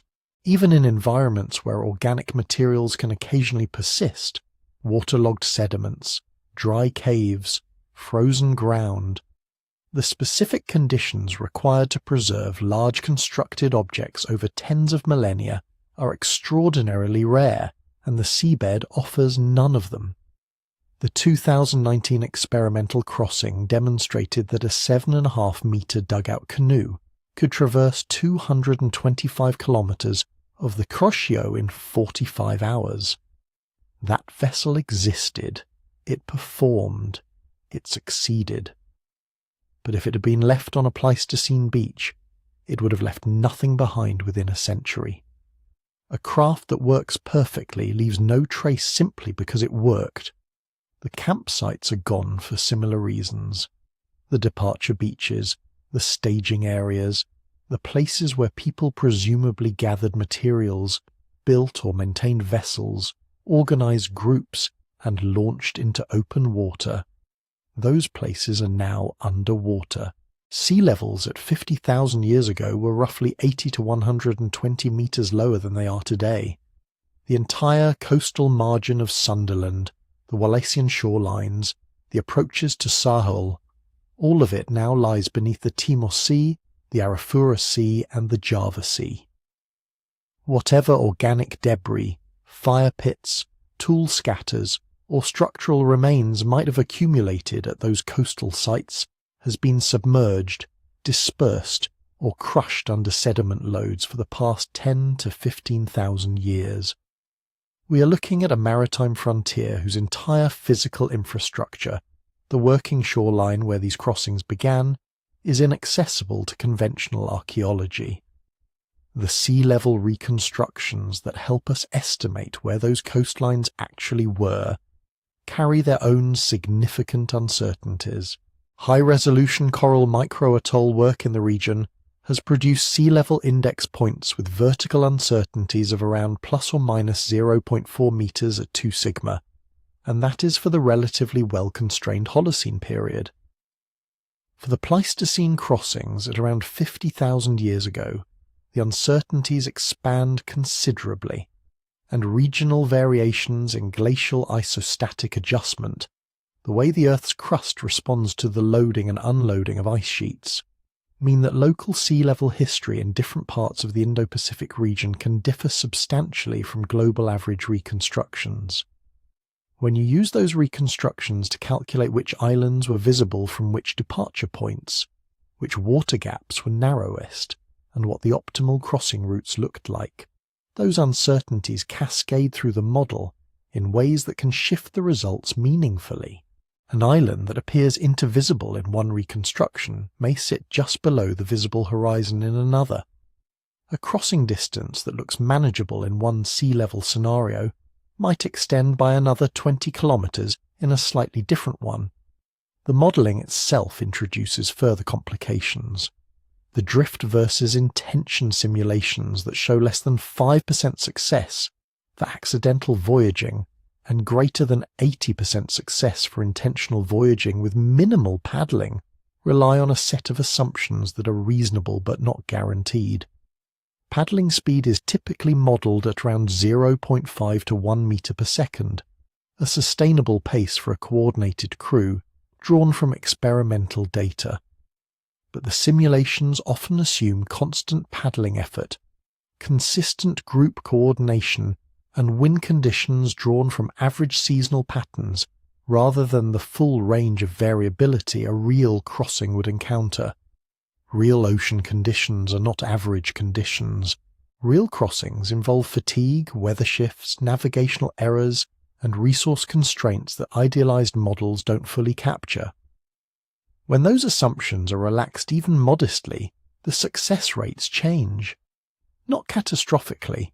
Intentional voyaging still outperforms drift by orders of magnitude, but enough to remind us that the 80% figure is a model output, not a measured result. It tells us that intentional crossing was feasible. It cannot tell us that it definitely happened in the way the model assumes. Then there is the founding population problem. Demographic simulations suggest that a minimum of around 1,300 individuals would have needed to arrive on Sahul within a relatively compressed time frame to establish a genetically viable founding population. That number has sometimes been cited as strong evidence for coordinated, repeated intentional voyages rather than a single accidental arrival, and it is strong evidence. But the demographic models themselves rest on assumptions about effective population size, reproductive rates, and admixture patterns that are derived from modern and ancient genetic data that is necessarily incomplete and that carries its own error margins. The 1,300 person threshold is a probabilistic estimate, not census. It points compellingly toward organized seafaring. It does not prove it. What is striking about all of this is not the gaps in the evidence, but the coherence of what remains. Genetics, archaeology, ocean modelling, island geography, and experimental voyaging all point in the same direction. The crossings happened. They happened repeatedly. They required knowledge, coordination, and technology. The drift-only hypothesis fails on multiple independent grounds, probabilistically, demographically, and practically. Every line of evidence that can be brought to bear on the question is consistent with intentional navigation. The problem is that consistency is not confirmation. Converging circumstantial evidence, however strong, is not the same as a Pleistocene boat sitting in a museum case with a radiocarbon date on it. This is, at its core, a problem of evidence quality rather than a problem of investigative effort. The researchers working on these questions are not missing something obvious. They're working against the fundamental material conditions of deep time and high sea levels, trying to reconstruct a maritime world that left its most important physical remains in places that are currently sitting under tens of meters of ocean.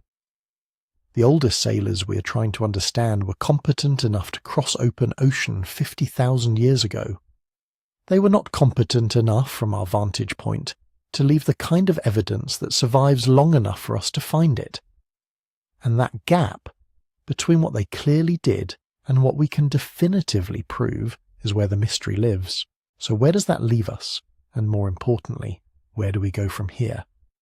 The gap between what these people demonstrably achieved and what we can currently prove is real, but it is not fixed. It is a research frontier, and research frontiers move. Several lines of investigation, if pursued seriously and with the right tools, could genuinely shift this debate, not just incrementally, but in ways that would force a fundamental rethinking of what early humans were capable of. The most obvious target is the seabed itself. The coastlines that mattered most, the departure beaches, the staging grounds, the shallow water margins of Wallacea, and the approaches to Sahul, are sitting under tens of meters of ocean. That makes them inaccessible to conventional excavation, but it does not make them invisible. High-resolution multi-beam sonar surveys of the Australian continental shelf and the Wallacean island chains could, in principle, locate drowned Pleistocene landscape features, river mouths, lagoon basins, cave systems, and terrace structures that would have attracted human settlement 50,000 years ago. The bathymetric signatures of these features can survive even after long submergence, and once located, targeted, remotely operated vehicle surveys could assess whether stratified archaeological deposits remain intact beneath the sediment cover. It is technically demanding, expensive, and the preservation odds are uncertain. But the alternative, continuing to assume that the coastal record is simply gone, is a methodological concession we shouldn't make until the surveys have actually been done. The potential is not entirely hypothetical. Systematic coastal archaeology guided by LIDAR analysis has already demonstrated what is possible when researchers look carefully in the right places. Excavations at sites like Macpan Cave on Alor Island have yielded marine assemblages dating to around 40,000 years ago, including evidence of sophisticated fish capture and early hook technology. That is not a boat, but it is direct evidence of sustained maritime subsistence at a level of skill and specialization that implies repeated controlled engagement with open water. More sites like Macpan, identified through careful geological and geomorphological survey work, would substantially deepen the picture. Low-lying coastal caves that were above sea level during the Pleistocene but now near or at the modern shoreline are particularly promising. They may preserve organic material in conditions that more exposed coastal sites would not. On the modelling side, the tools are getting sharper. The kind of high-resolution paleo-ocean simulation used in the Kuroshio research, the JCOP-E-P particle tracking approach that reproduced MIS-3 current conditions in detail, represents a significant advance over earlier drift models. Applying that same level of resolution to the Wallacean crossing routes, with realistic sea-level reconstructions and systematic sensitivity testing across different paddling speeds, crew sizes, and seasonal wind regimes, would give us a much clearer probabilistic picture of which routes were viable under which conditions. The current models are already informative. More constrained, higher resolution versions built on better ice sheet reconstructions and regional isostatic adjustment data would be considerably more so. Each improvement in the paleoclimate and ocean model baseline directly tightens the error range on crossing feasibility estimates, and tighter estimates mean more discriminating tests of the intentional versus accidental question.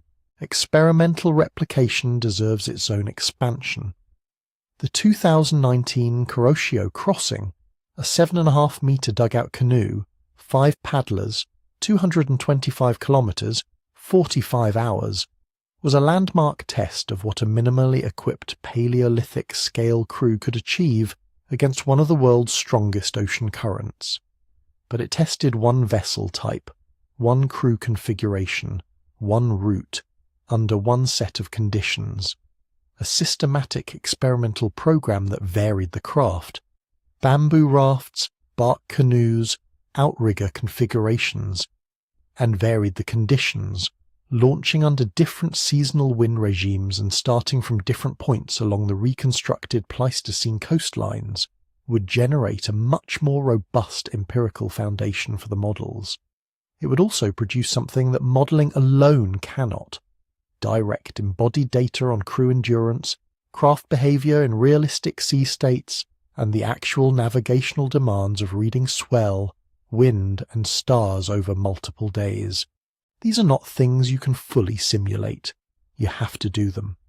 Then there is the question of what single discovery would most decisively change the debate. 3 things stand out. First, and most transformative, would be preserved watercraft fragments, even a section of shaped hull, a fitted joint, a worked paddle, radiocarbon dated to the Pleistocene and recovered from a sealed depositional context. The probability of this is low, because organic preservation over 50,000 years requires conditions that are rarely met. But it is not zero.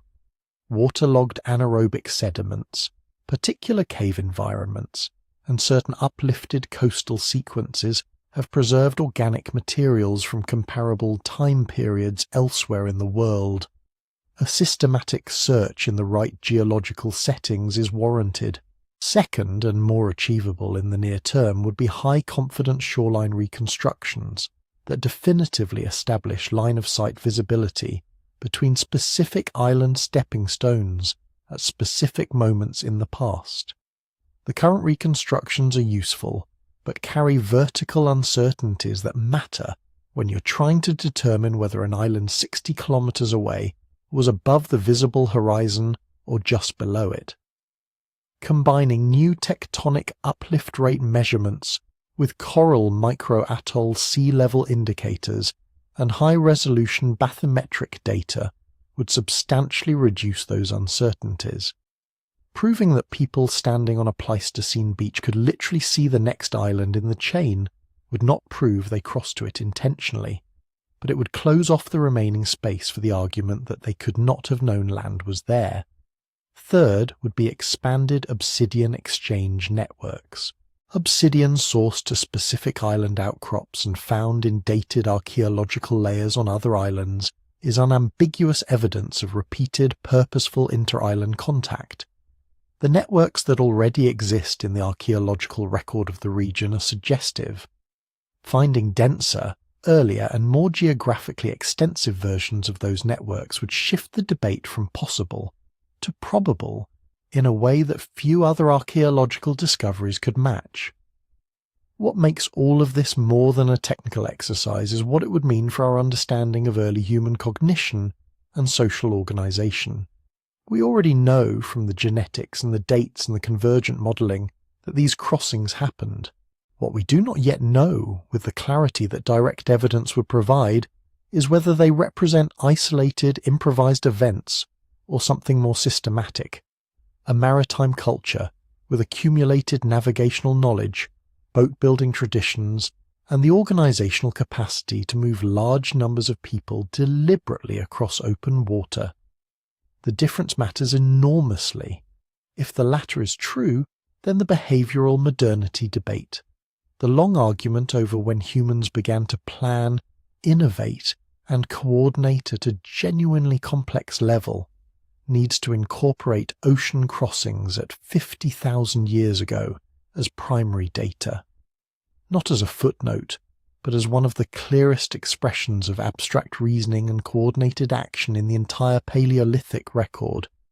The mystery in the end is not whether these people were capable. Every line of evidence says they were. The mystery is how little they left behind for us to find, and how much we can still recover if we look in the right places with the right tools.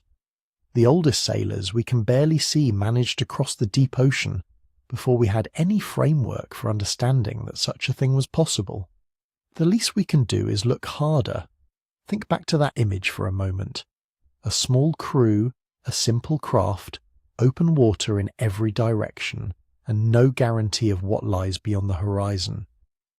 We used that image at the start as a way into the question, but the real version of that scene is not 2019, and it is not the Kuroshio. The real version is 50,000 years ago, somewhere in the island chain we now call Wallacea, and the people pushing off from that beach had none of the contextual knowledge we brought to the experimental crossing. No charts, no accumulated maritime literature, no prior civilization to learn from. Just the sea, the sky, and whatever understanding they had built through direct observation of both. Everything we have covered, the routes, the models, the genetics, the experiments, builds toward the same conclusion. These crossings were not accidents. The ocean drift simulations are unambiguous on that point. Passive drift gives you less than a 5% chance of making even the shorter Wallacean hops. Add a minimal paddling effort, roughly half a knot of headway, and success rates climb above 80% for the same routes. The sea level reconstructions show that at around 75 to 85 metres below present, many of the critical island stepping stones were intervisible. You could see the next destination from where you were standing. Demographic modelling tells us the founding population on Sahul needed to have been at least 1,300 individuals to sustain itself, which rules out a handful of accidental survivors and demands coordinated, repeated, deliberate movement of people across open water. The Kuroshio experiment demonstrated that a 7.5-metre dugout with 5 paddlers could cover 225 kilometres in 45 hours using only the sun, the stars, and the feel of the swell, and that paddling at roughly 75 degrees northeast rather than directly toward the destination was the difference between near-certain success and near-certain failure. Paleo-ocean models for MAS3 conditions confirm that the same strategic adjustment would have worked even when the Kuroshio ran stronger and sat further east than it does today. Taken together, those 5 lines of evidence — route feasibility, island visibility, demographic necessity, experimental performance, and oceanographic modelling — form a convergent case that is difficult to dismiss. Each one is independently derived, and each one points the same direction. These were people who understood the sea well enough to cross it on purpose. And yet the case has limits that matter, and that honesty requires us to keep stating plainly. We have no preserved Paleolithic watercraft from this region. Not a hull fragment, not a shaped paddle, not a fitted joint. The oldest sites on the relevant islands are younger than the inferred crossing dates, leaving the archaeological record frustratingly thin precisely where it would be most informative. The sea level reconstructions carry vertical uncertainties of around 10 metres, which is enough to determine whether a critical island was above the visible horizon or just below it. Small margins with large consequences. The success rate models assume favourable conditions: calm winds, consistent paddling effort, ideal departure timing. Real voyages faced variable weather, crew fatigue, and conditions that no simulation fully captures. Every number that sounds precise rests on assumptions that are reasonable but not proven, and the distance between reasonable and proven is where the genuine scientific uncertainty lives. What the evidence gives us, then, is a strong probabilistic argument rather than a closed case. The crossings happened. That much is settled by the archaeology and the genetics. What remains, partly hidden, is the full method, the specific craft designs, the transmission of navigational knowledge across generations, the social structures that organized repeated long-distance movement of large groups, and the cognitive framework these people used to conceptualize a destination they may never have seen before. Those questions are answerable in principle, but answering them will require the submerged coastal surveys, The refined paleo-ocean models, the expanded experimental program, and perhaps that single transformative discovery, a piece of shaped wood from a sealed Pleistocene deposit, that would shift everything from probable to certain. What should not get lost in the uncertainty is the scale of what is already established. 50,000 years ago, before agriculture, before any of the complex social institutions we associate with civilization, human beings were organizing themselves to cross tens of kilometers of open ocean, doing it repeatedly, doing it in sufficient numbers to found a viable continental population, and doing it with craft and navigational skills sophisticated enough to overcome some of the strongest ocean currents on the planet. That is not a marginal achievement on the edge of what was barely possible. That is deliberate, skilled, coordinated engagement with the deep ocean at a level that most of recorded history would not surpass for tens of thousands of years to come. They are the oldest sailors we can barely see, glimpsed in probability distributions and demographic models and ocean simulations rather than in the direct material record we would prefer.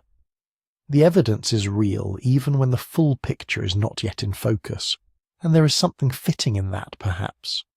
People who crossed an ocean without leaving instructions for how they did it have, in a sense, made us work harder to understand them.